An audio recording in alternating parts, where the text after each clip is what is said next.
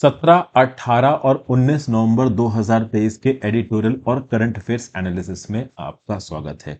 Unfortunately दोस्तों, India Australia के against world cup final हार गई है। जी हाँ दोस्तों, मैच खत्म होने के बाद मैं इस पर्टिकुलर वीडियो को रिकॉर्ड करना शुरू कर रहा हूँ। आई नो इंडिया के अंदर ज़्यादातर लोग क्रिकेट के फैन हैं और ओवरऑल उनको ये रिजल्ट आउटकम पसंद नहीं आया होगा। बहुत बुरा लगा, मुझे भी बहुत बुरा लगा। वैसे मैं क्रिकेट ज़्यादा देखता नहीं, छोटे में बहुत देखता था, बट ठीक है, वर्ल्ड कप फाइनल है, इंडिया पहुंची है, संडे का दिन है, तो बिल्कुल इमोशन बना हुआ था देखने का और बहुत एक्साइटमेंट के साथ मैच देख रहे थे। मैच इंडिया हार गई। दोस्तों यहाँ पे एक बड़ा इंपॉर्टेंट लाइफ लेसन है। भले ही मैच इंडिया हारी हो, भले ही यहाँ पे इंडिया ज्यादा फेवरेट टीम हो, भले ही पूरे टूर्नामेंट में इंडिया डोमिनेंट रही हो, और मेरे हिसाब से इंडिया के जो स्पोर्ट्स पर्सन है उनका जो फिटनेस लेवल था और उनकी जो स्किल लेवल था, वो स्किल लेवल इस समय पे ऑस्ट्रेलियन क्रिकेट टीम के बाकी सारे प्लेयर्स के रिस्पेक्ट में अगर आप देखो तो मेरे हिसाब से ज्यादा था, बट उसके बावजूद मैच जीती ऑस्ट्रेलिया। यहाँ पे एक बहुत इंपॉर्टेंट लाइफ लेसन है दोस्तों। इस लाइफ लेसन के बारे में मैंने पहले बात की है। इसको आप बोलते हैं मेंटल टफनेस। भाई ये जरूरी नहीं है कि आप तभी जीतोगे जब आपके अंदर स्किल ज्यादा है, आप तभी जीतोगे जब आपके अंदर टैलेंट ज्यादा है, आप तभी जीतोगे जब आपका लेबर ज्यादा है। इन सब चीजों के साथ एक और चीज बहुत इंपॉर्टेंट होती है, मेंटल टफनेस। मैं एक पर्टिकुलर इंडिविजुअल का एग्जाम्पल देता हूं आपको। मैं ये क्रेडिट खुद नहीं ले रहा हूं, मैं जिससे मैंने सुना था उसकी बात कर रहा हूं। जैसे गौरव तनेजा करके एक यूट्यूबर है, फ्लाइंग बीस्ट नाम का उनका चैनल है। एक बार उनकी एक बात सुनना था मैं, बड़ी अच्छी बात बोली उन्होंने। उन्होंने बोला कि भाई क्या होता है ना, कि आप मेहनत कर रहे हो, किसी भी चीज को अचीव करने के लिए मेहनत कर रहे हो, आपके साथ एक दूसरा बंदा भी मेहनत कर रहा है, लेकिन दूसरा बंदा आपसे ज्यादा टैलेंटेड है। तो आपसे ज्यादा टैलेंटेड बंदा आपके जितना ही लेबर करेगा, मेहनत करेगा, तो डेफिनेटली वो आपको हरा देगा। ये बात बिल्कुल सच है, क्योंकि ऑब्वियस सी बात है, आप मेहनत भले उसके जितनी कर रहे हो, वो भी बहुत ज्यादा मेहनत कर रहा है, बट उसका टैलेंट आपसे ज्यादा है। लेकिन सबसे खास बात दोस्तों ये है कि कितना भी टैलेंटेड बंदा हो, बहुत कम लोग होते हैं ऐसे दुनिया में जो कंसिस्टेंटली लंबे समय तक मेहनत कर पाते हैं। कितना भी टैलेंटेड बंदा हो, वो कभी ना कभी अपनी मेहनत को रोक देगा, कभी ना कभी आराम के मोड में आ जाएगा और वहां वो हार जाएगा। सक्सेसफुल वो आदमी होता है, इंसान जो लंबे समय तक मेहनत करता है, और जो लंबे समय तक मेहनत करता है ना, वो मेहनत तभी कर पाता है जब उसके अंदर मेंटल टफनेस हो। आई होप आप मेरी बात को समझ गए हो। मैं सिर्फ क्रिकेट वर्ल्ड कप के रिस्पेक्ट में बात नहीं कर रहा हूं, मैं आपको मेंटल टफनेस की इंपॉर्टेंस समझा रहा हूं। आज की डेट में ऑस्ट्रेलियंस ने इंडियंस को हरा दिया, क्योंकि ऑस्ट्रेलिया की टीम मंटली ज्यादा टफ थी। अब यहाँ पे आप बहुत से फैक्टर्स बोलोगे। अब जैसे इंडिया बैटिंग कर रहा था, तो इंडिया बैटिंग कर रहा था तो ऐसा लग रहा था पिच बहुत मुश्किल है, रन ही नहीं बन रहे। लेकिन जब ऑस्ट्रेलिया बैटिंग कर रही थी, 3 विकेट गिरने के बाद जिस तरीके से ट्रेविस हेड खेला और जिस तरीके से लेबुशेन खेला, ऐसा लग रहा था कि पिच ज्यादा मुश्किल नहीं है। बहुत सारे जो क्रिकेट एक्सपर्ट्स हैं वो बोलेंगे कि दिन के समय पे पिच धीमी थी, शाम के समय पे ड्यू का फैक्टर आ गया तो आराम था खेलने में, ये सारी बातें। बट मेंटल टफनेस की गेम को आप इग्नोर नहीं कर सकते दोस्तों। क्या ट्रेविस हेड के दिमाग के ऊपर प्रेशर नहीं था? वर्ल्ड कप फाइनल है भाई, तब भी बंदा 130 मार गया, और बहुत स्पीड में मार गया, एक ऐसी पिच पे जहां पे इंडियन बैट्समैन खेल नहीं पा रहे थे। जबकि इंडियन बैट्समैन क्या कम टैलेंटेड है? विराट कोहली, केएल राहुल, ये भी इंटरनेशनल लेवल के स्टार्स हैं, सूर्य कुमार यादव, बट ये उस लेवल पे नहीं खेल पाया, और सबको ठीक ठाक मौका मिला। सूर्य कुमार यादव को भी अच्छा खासा टाइम मिला है, लेकिन उस लेवल पे परफॉर्म नहीं कर पाए। तो बेसिकली यहाँ पे ऑस्ट्रेलिया इंडिया से क्यों जीती? भाई आज की डेट में उनकी मेंटल टफनेस के सामने इंडिया नहीं टिक पाया। इंडिया के स्पोर्ट्समैन बड़े अच्छे हों, बहुत सारे लोग बोलेंगे कि जो बिग मैच डे होते हैं, नॉकआउट डे होते हैं, उस दिन इंडियन टीम नहीं चलती, बट डेफिनेटली आज की डेट में ऑस्ट्रेलिया इसलिए जीती है क्योंकि उनका मेंटल टफनेस। आप एक समय पे देखो, जब रोहित शर्मा बड़ बड़ के छक्के मार रहा था, विराट कोहली ने भी एक बार कंटिन्यूटी में 3 छक्के मार दिए, लेकिन जब रोहित शर्मा आउट हो गया, शुभमन गिल आउट हो गया, 3 विकेट गिर गए, उसके बाद विराट कोहली की भी स्पीड धीमी हो गई थी। जो कहीं ना कहीं दिमाग पे जब प्रेशर आता है, तो आपकी मेंटल टफनेस वहां पे टेस्ट हो जाती है। और ये तो क्रिकेट के साथ हम रिलेट कर रहे हैं दोस्तों, दुनिया में कोई भी फील्ड हो। यहाँ पे जो लोग इस वीडियो को देख रहे हैं, वो यूपीएससी एग्जाम की तैयारी कर रहे हैं। यूपीएससी एग्जाम की तैयारी में भी मेंटल टफनेस बहुत इंपॉर्टेंट। आप कुछ भी कर रहे हो, मैं यूट्यूब चैनल चला रहा हूँ, मुझे यूट्यूब चैनल उठाना है, बहुत सारे सब्सक्राइबर्स करने हैं, ठीक है ना। किसी को ओवरऑल बिजनेस में आगे बढ़ना है, बहुत बड़ा बिजनेस खोलना है, बहुत सारा पैसा कमाना है, किसी को एथलीट बनना है, किसी को लॉन टेनिस में ग्रैंड स्लैम खेलना है। एक बड़ी अच्छी कहानी है दोस्तों, मतलब मैंने कहानी शायद आपको पहले भी सुनाई है, इसके ऊपर मैं कोशिश करूंगा एक शॉर्ट भी बनाऊं। एक स्पोर्ट कमेंटेटर है और फ्रेंच टेनिस कोच है, उनका नाम है पैट्रिक मोरतग्लू। पैट्रिक मोरतग्लू ने 2006-7 के समय पे, उस समय पे कोई मेंस टूर चल रहा होगा टेनिस का, उस समय पे दो डोमिनेंट आप कह लो टेनिस प्लेयर्स थे, एक है रॉजर फेडरर और एक थे आपके राफेल नदाल। राफेल नदाल और रॉजर फेडरर के सामने खड़े होने की किसी की हिम्मत नहीं थी। उस समय पे Roger Federer, Rafael Nadal first second ranking पे थे, और जो बाकी 8 प्लेयर्स थे, टॉप 10 प्लेयर्स से जाके पैट्रिक ने पूछा कि क्या आपको लगता है कि आप एक ग्रैंड स्लैम जीत सकते हो? क्या आपको लगता है कि आप राफेल नदाल या फिर रॉजर फेडरर को हरा सकते हो? इन सारे टॉप 10 प्लेयर्स ने बोला कि नहीं भैया, ग्रैंड स्लैम जीतना मुश्किल है, रॉजर फेडरर और राफेल नदाल को हरा पाना ऑलमोस्ट इम्पॉसिबल है। उस समय पे एक ऐसा प्लेयर जो कि टॉप 10 में था भी नहीं, 19 साल का लड़का नोवाक जोकोविच सामने निकल के आता है और वो पब्लिकली अनाउंस करता है कि मैं रॉजर फेडरर और राफेल नदाल को हराऊंगा।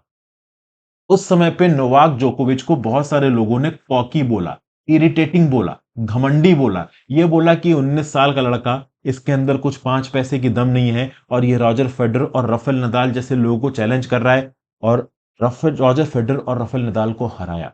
जो टॉप 2 प्लेयर्स चल रहे थे उसके बजाय टॉप 3 बनाया नोवाक जोकोविच में। मतलब उस बंदे ने जो बोला ना, वो उसने करके दिखाया। पैट्रिक मोरातोग्लू ने बाद में एक्सेप्ट किया कि अगर यहां पे नोवाक जोकोविच सक्सेसफुल नहीं हो पाता तो उसके बारे में कोई बात ही नहीं करता। आज की डेट में वो सक्सेसफुल है, इसका मतलब है कि उसके अंदर कॉन्फिडेंस था, उसके दिमाग में ये था कि मैं हराऊंगा रॉजर फेडरर को, राफेल नदाल को। रॉजर फेडरर और राफेल नदाल के नीचे के जो 8 प्लेयर्स थे जिन्होंने ये बोल दिया कि हम ग्रैंड स्लैम नहीं जीत सकते, रॉजर फेडरर और राफेल नदाल को हराना मुश्किल है, जब आपने यही मान लिया कि इनको हराना मुश्किल है, इनको नहीं हराया जा सकता, तो आप उनको कभी हरा भी नहीं पाओगे। ये बात बिल्कुल तय है। आप किसी को तभी हरा सकते हो जब आप अपने दिमाग में इस बात को एक्सेप्ट करो कि हाँ भाई, मैं इसको हरा दूंगा। और नोवाक जोकोविच ने उस समय पे इस बात को दिमाग में सोचा और अपनी मेहनत के दम पे आज की डेट में अपना नाम बताया। जाने कितने मैचेस हैं रॉजर फेडरर को, राफेल नदाल को हराए, हारा भी है, बट डेफिनेटली टॉप 3 प्लेयर्स में रॉजर फेडरर, राफेल नदाल और नोवाक जोकोविच को काउंट किया गया, और उसमें बहुत लंबे समय तक नोवाक जोकोविच नंबर 1 पे रहा है। और नोवाक जोकोविच ने अपनी सक्सेस का इंपॉर्टेंस बताया है मेंटल टफनेस को।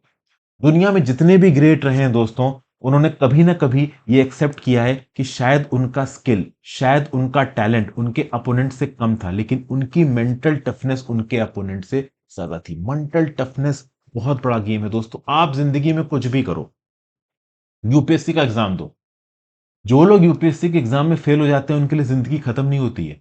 समझ गए? मेंटल टफनेस बहुत बड़ी चीज है। अगर आप मेंटली टफ हो तो आप कुछ बहुत बड़ा करोगे, क्या बड़ा करोगे ये नहीं पता है, वो आपका ही दिमाग, आपका ही टैलेंट, आपकी ही मेहनत आपको बताएगी। लेकिन मेंटल टफनेस होनी जरूरी है, क्योंकि अगर आप मेंटली टफ हो ना, एक समय के बाद आपको ज्यादा कोई हरा नहीं पाएगा, आप जीतोगे ही जीतोगे।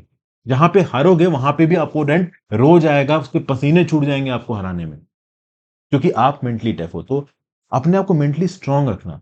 जब भी आपके दिमाग में इस प्रकार के ख्याल आए करें कि यार ये मेरे से नहीं हो पा रहा, यार इसको छोड़ देता हूं, या ये हैंडल नहीं हो पा रहा, उन ख्यालों को हटाओ। ठीक है ना? अब बिल्कुल ही हवा पे मत उड़ जाना। जैसे एक अनुभव सिंह बस्सी का रिसेंटली यूपीएससी करके कॉमेडी शो आया है, जिसमें उसने यूपीएससी की तैयारी करने वाले 2 लड़कों की कहानी बताई है, जहां पे वो बिल्कुल मेहनत नहीं कर रहे हैं, बस फालतू का टाइम पास कर रहे हैं और अपने आप को ऑफिसर समझ ले रहे हैं। ये सब मत करने लगना। मेंटल टफनेस ऑब्वियस सी बात है, टैलेंट, हार्ड वर्क, स्किल, ये सब मैटर करते हैं, बट इसके साथ साथ मेंटल टफनेस भी मैटर करती है। क्योंकि कई बार इंसान के अंदर टैलेंट होता है, स्किल होता है, वो मेहनत करता है, बट इन सब चीजों के बावजूद उसके दिमाग में डाउट हो जाता है कि यार मैं कर पाऊंगा कि नहीं कर पाऊंगा, यार ये बहुत मुश्किल है। तो ये जो समय है ना, जो ये निगेटिव ख्याल आपके दिमाग में आते हैं, इनको सिर्फ आप मेंटल टफनेस से हरा सकते हो। उनको आप अपने हार्ड वर्क से, स्किल से, टैलेंट से नहीं हरा सकते हो, आप अपने दिमाग की ताकत से इनको हरा सकते हो। तो कभी भी अपनी दिमाग की ताकत के ऊपर डाउट मत करना। जिस दिन तुमने अपनी दिमाग की ताकत के ऊपर डाउट कर लिया ना, तुम्हारा लेबर, तुम्हारा स्किल, तुम्हारा टैलेंट सब धरा का धरा रह जाएगा। क्योंकि अगर स्किल, टैलेंट, लेबर जरूरी है तो उतना ही जरूरी मेंटल टफनेस है। तो never lose your mental toughness. बहुत ज्यादा ज्ञान हो गया दोस्तों, आगे बढ़ते हैं। ठीक है ना? अब दुख तो हो ही रहा है, इंडिया हार गई है, बट इट्स ओके, हार जीत लगी रहती है तो गेम ही। 17, 18, 19 नवंबर के एडिटोरियल और करंट अफेयर्स, काफी सारे टॉपिक्स हैं, एक एक करके डिस्कस करेंगे। सबसे पहला टॉपिक हम लोग यहाँ पे क्या बात करने वाले, तो भाई मणिपुर के अंदर जो हो रहा है, लंबे समय से मणिपुर के अंदर शांति स्थापित करने की कोशिश की जा रही है, बट शांति स्थापित हो नहीं पा रही। अच्छा, यहाँ पे थोड़ा सा मैं वीडियो को रोकूंगा। मेंटरशिप कोर्स के बारे में दोस्तों आपको पता ही है, मेंटरशिप कोर्स में जाएंगे, कंटेंट सेक्शन में जाएंगे, तो रिसेंटली बहुत सारी प्रीलिम्स टिडबिट्स वाले फोल्डर में आपको एक्टिविटी देखने को मिल रही है। जी हाँ, प्रीलिम्स टिडबिट्स स्पीड से अपलोड होना शुरू हो गए, आगे आने वाले समय में प्रीलिम्स टिडबिट्स और अपलोड होंगे। अभी तो नवंबर का महीना चल रहा है, दिसंबर के एंड तक आपको हंड्रेड्स ऑफ वीडियोस अकेले प्रीलिम्स टिडबिट्स की मिल जाएंगी। जनवरी, फरवरी, मार्च, अप्रैल, मई स्पीड में प्रीलिम्स टिडबिट्स आगे बढ़ेगा। प्रीलिम टिडबिट्स आपके लिए अगले कुछ महीनों में बहुत बल्क में अपलोड होंगे। उसके साथ साथ जो मेंस की मैं डिस्क्रिप्टिव वीडियोस आपके लिए अपलोड कर रहा हूं, वो तो यहाँ पे देखिए अपलोड हो ही रही है। तो चाहें तो आप ऑर्गेनाइज तरीके से अपनी इस प्रिपरेशन को करने के लिए यूपीएससी 2024 का मेंटरशिप प्रोग्राम ज्वाइन कर सकते हैं।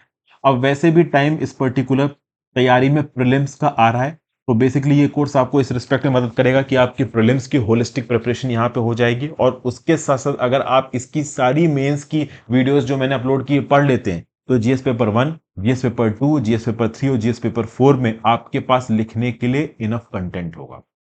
तो प्रीलिम्स और मेंस दोनों की तैयारी यहाँ पे हो रही है, थोड़े यूनिक तरीके से तैयारी हो रही है, और कोर्स भी इस समय पे आपके लिए बहुत अफोर्डेबल है। तो आप चाहें तो इसको सब्सक्राइब कर सकते हैं। वीडियोस बहुत ज्यादा हैं, तो जितना जल्दी सब्सक्राइब कर लेंगे उतना ही ज्यादा टाइम मिलेगा आपको पढ़ने के लिए। कोर्स की जो आप कह लीजिए वैलिडिटी है वो नवंबर 2024 तक रहेगी। तो चलिए भैया, मणिपुर के अंदर जो प्रॉब्लम हुई है मीती कम्युनिटी और कोकीजो कम्युनिटी के बीच में, भले ही सरकार कितनी भी कोशिश कर ले इनको चुप कराने के लिए, हालांकि बहुत सारे प्लेयर्स का बोलना है कि जो मणिपुर की सरकार है वो बहुत हद तक प्रो मीती है और वो चुप कराने के लिए ज्यादा कुछ कर नहीं रहे, वो मीती ऑर्गेनाइजेशंस के साथ बना के रख रहे हैं। अगर वो बहुत ज्यादा कुकीजो ऑर्गेनाइजेशंस के फेवर में जाएंगे तो मीती वाले नाराज हो जाएंगे। इस बात को लेकर अक्सर कर कुछ कुछ दिनों पे मीती और कुकीजो कम्युनिटी के बीच में कुछ ना कुछ यहाँ पे वायलेंट होता ही रहता है।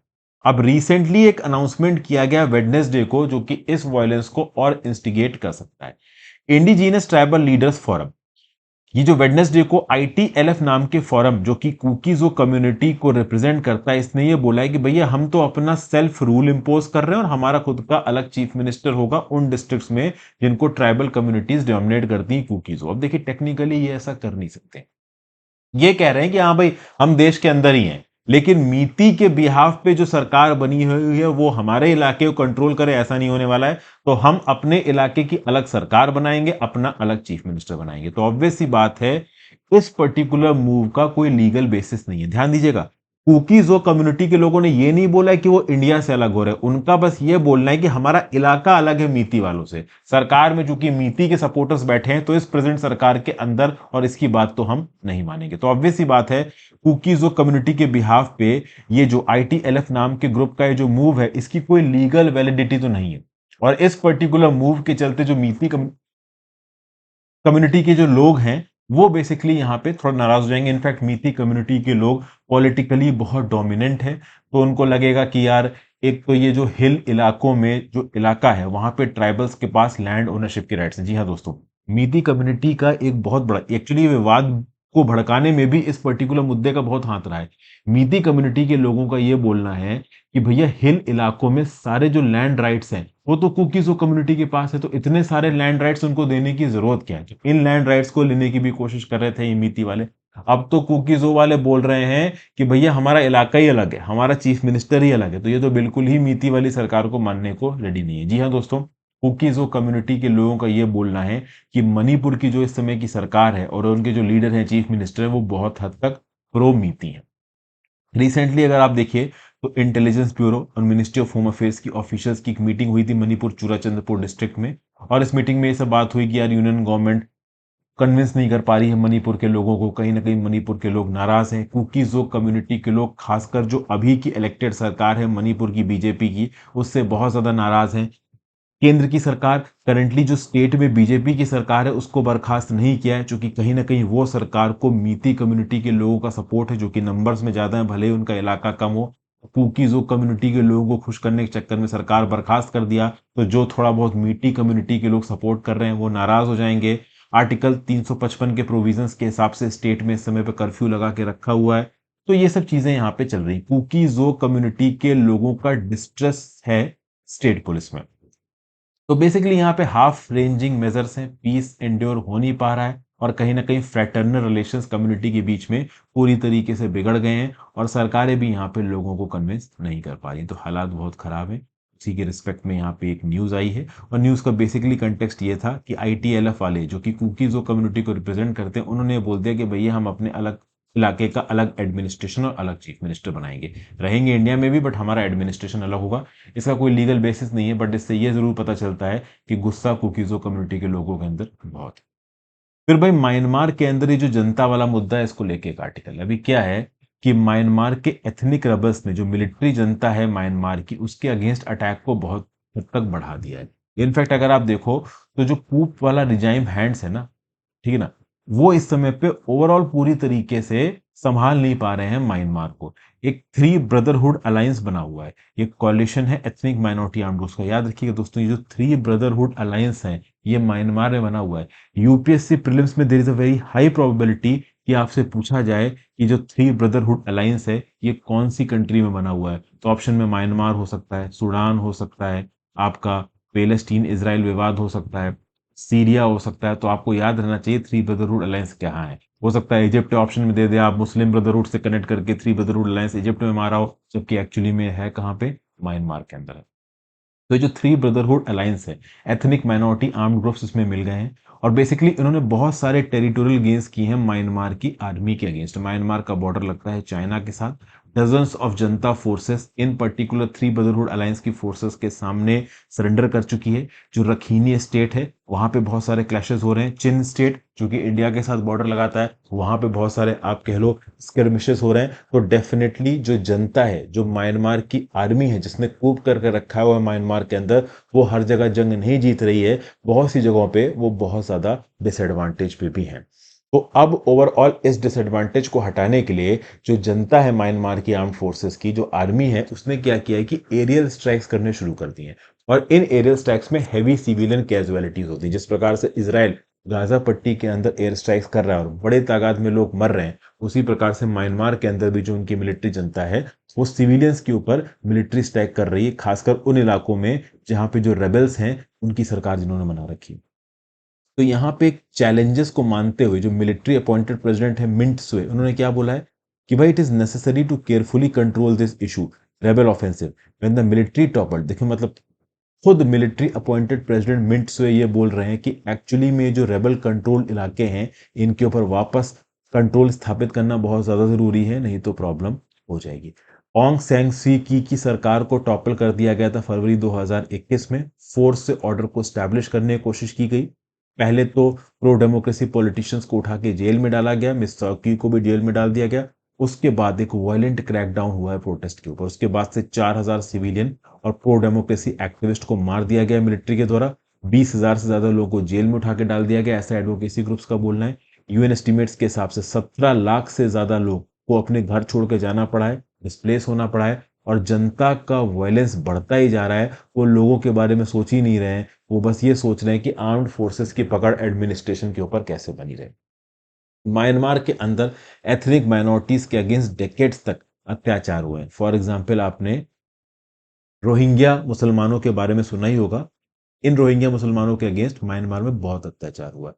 तो बेसिकली अगर आप देखो तो ये जो पीसफुल स्ट्रगल हुआ था प्रो डेमोक्रेसी मूवमेंट, जिसको ओंग सैंग सी की लीड कर रही थी, ये कुछ समय तक ही यहाँ पे एक्टिव रहा। ओंग सैंग सी की के प्रति सपोर्ट बहुत ज्यादा मिल गया था और इनकी सरकार इतनी मेजोरिटी के साथ बनी थी कि ऑलमोस्ट ये मिलिट्री के कंट्रोल को खत्म सा कर रही थी। तो मिलिट्री को पसंद आया नहीं और मिलिट्री ने उखाड़ के इनको बाहर फेंक दिया। अब इनके हटने के बाद जो पीसफुल प्रोटेस्टर्स थे उनको तो बड़े आराम से दबा लिया म्यांमार की जनता ने। लेकिन लेकिन एक अंडरग्राउंड गवर्नमेंट यहां पे बनी जिसने अपनी एक मिलिशिया विंग बनवाई। इसने एथनिक रेबल्स के साथ अपने आप को ज्वाइन किया और ऑर्गेनाइज तरीके से जनता रिजीम के अगेंस्ट आप कह लो एक बैटल लड़ी। और इस बैटल में जो कूप रजीम है, जो जनता रजीम है, वो भाई कहीं ना कहीं बैकफुट पे जा रही है और उसके साथ साथ इंटरनेशनली भी ये बैकफुट पे जा रहे हैं। इनफैक्ट अगर आप देखो तो जनरल मिन ओंग हैलोइंग ये वही मिलिट्री लीडर है जिसने ये कूप किया है। इसको एशियान में बहुत हद तक आइसोलेट किया जा रहा है। वो अलग बात है कि चाइना और रशिया इसको सपोर्ट कर रहे हैं, बट एशियन कंट्रीज इसको सपोर्ट नहीं कर रही हैं। बेसिकली मिलिट्री सॉल्यूशन, अब बाहर की कंट्री कोई मिलिट्री भेजे म्यांमार के अंदर डेमोक्रेसी स्थापित करने के लिए, इस बात के चांसेस बहुत कम है, क्योंकि चाइना रशिया ओपनली म्यांमार की मिलिट्री जनता को सपोर्ट कर रहे हैं। But at the same point of time Myanmar की मिलिट्री जनता के अपोज में वहां के लोग और बहुत सारे प्रो डेमोक्रेसी के आप कह लो एथनिक रेबल्स खड़े हुए। इनकी ये डिमांड है कि तुरंत एक फेडरल डेमोक्रेटिक सिस्टम को बनाया जाना चाहिए कहाँ पे, म्यांमार के अंदर, जहाँ पे एथनिक माइनॉरिटी रीजन्स के लिए ज्यादा ऑटोनॉमी हो।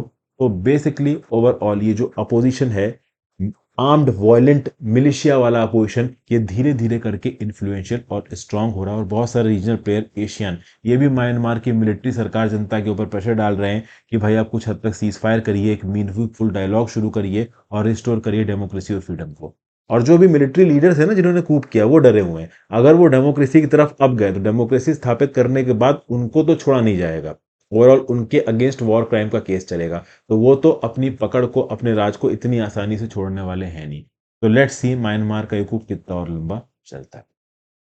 हालांकि भाई अब म्यांमार की जंग पे उतना ध्यान दोस्तों इसलिए नहीं जा रहा है। अब देखो, गाजा की जंग हुई, गाजा हमास की जंग में भी कुछ ही दिन हुए हैं, 11,000 से ज्यादा पेलेस्टीनियन सिविलियंस मर चुके हैं। और अगर आप म्यांमार का सिविल वॉर देखोगे तो म्यांमार में 4,000 लोगों को मारा है म्यांमार की जनता ने। तो ऑब्वियस सी बात है, मृतकों की संख्या बहुत ही कम टाइम में गाजा और इसराइल वाली जगह पे बहुत ज्यादा हो गई है। बट सारी अरब कंट्रीज उसमें इंटरेस्टेड है, यूएस इसमें इंटरेस्टेड है, इसलिए पूरी दुनिया इस समय पे इसराइल हमास वॉर की बात कर रही है। रशिया यूक्रेन वॉर बैकएंड में चला गया है, और म्यांमार वाले वॉर पे तो वैसे भी पहले कोई ज्यादा ध्यान दे नहीं रहा था। बट कहीं ना कहीं सिचुएशन वहां पे भी प्रिकेरियस है। अगला, branded generic and the missing ingredient of quality. Doctor के आर एंटोनी साहब ने इस आर्टिकल को लिखा है, कंसल्टेंट पब्लिक हेल्थ और independent monitor national health mission के साथ जुड़े हुए हैं। भाई देखिए, के आर एंटोनी साहब क्या बोल रहे हैं। इनका बोलना है कि जो इनके पेशेंट्स हैं ना, वो मेडिकल शॉप में सेकेंड ओपिनियन लेते हैं। जैसे कि फॉर एग्जांपल अगर आप देखो तो कई बार क्या होता था कि डॉक्टर ने जो दवाई लिखी, वो दवाई लेके आप मेडिकल शॉप में गए, मेडिकल शॉप वाले ने आपको दवाई पकड़ा दी, आप लेके चले गए। अब क्या होता था कि डॉक्टर अक्सर कर ब्रांड लिख के देता था कि हाँ भाई इस ब्रांड की दवाई खरीदो। तो कभी कभी अगर उस ब्रांड की दवाई उस पर्टिकुलर शॉप में अवेलेबल नहीं है, तब जरूर वो जो शॉपकीपर है जो मेडिकल पे बैठता है दुकान पे, वो ये बोलेगा कि भाई इस ब्रांड की दवाई नहीं है, दूसरे ब्रांड की है, वो मैं आपको दे दूं क्या। बट ज्यादातर केस में डॉक्टर्स ब्रांड लिख के देते था। बीच में केंद्र की सरकार की तरफ से ये इंस्ट्रक्शंस आए डॉक्टर्स को कि भाई आप केवल वही दवाई प्रिस्क्राइब करोगे जो कि जेनरिक है, ब्रांड वाली दवाइयां प्रिस्क्राइब करोगे नहीं। तो अब इससे प्रॉब्लम ये हुई है कि जब डॉक्टर्स जेनरिक दवाइयां प्रिस्क्राइब कर रहे हैं, तो जेनरिक दवाइयों में कोई ब्रांड नहीं है। तो जेनरिक दवाइयां तीन चार प्रकार की होती हैं। तो अब होता ये है कि जो लोग हैं जब वो दवाई खरीदने जाते हैं, तो जेनरिक दवाई का नाम होता है, ठीक है ना। अब वो जेनरिक दवाई तीन चार अलग अलग कंपनियों की बनाई द्वारा बनाई जाई हो सकती है। तो पहले क्या, मान लो रैनबैक्सी की किसी एक पर्टिकुलर दवाई एबीसी रिकमेंड की डॉक्टर ने। अब एबीसी सॉल्ट वाइज रिकमेंड करेगा डॉक्टर, रैनबैक्सी ओवरऑल ब्रांड का नाम नहीं लिखेगा। तो एबीसी दवाई जब हम मांगने जाएंगे मेडिकल स्टोर पे, तो हो सकता है तीन अलग अलग जेनरिक मैन्युफैक्चरर उस एबीसी नाम की दवाई को बना रहे हो। तो अब यहाँ पे ओवरऑल जो दुकान वाला है, फार्मास्यूटिकल शॉप वाला, वो हमसे बोलेगा, या आप जो भी दवाई खरीदने गया उससे बोलेगा कि साहब तीन जेनरिक कंपनीज की दवाइयां, आपको कौन सी चाहिए। तो नेचुरली आप उससे क्या पूछोगे कि भाई इसमें कौन सी सबसे बढ़िया है, वो बताएगा ये वाली सबसे बढ़िया है, आप ले लोगे।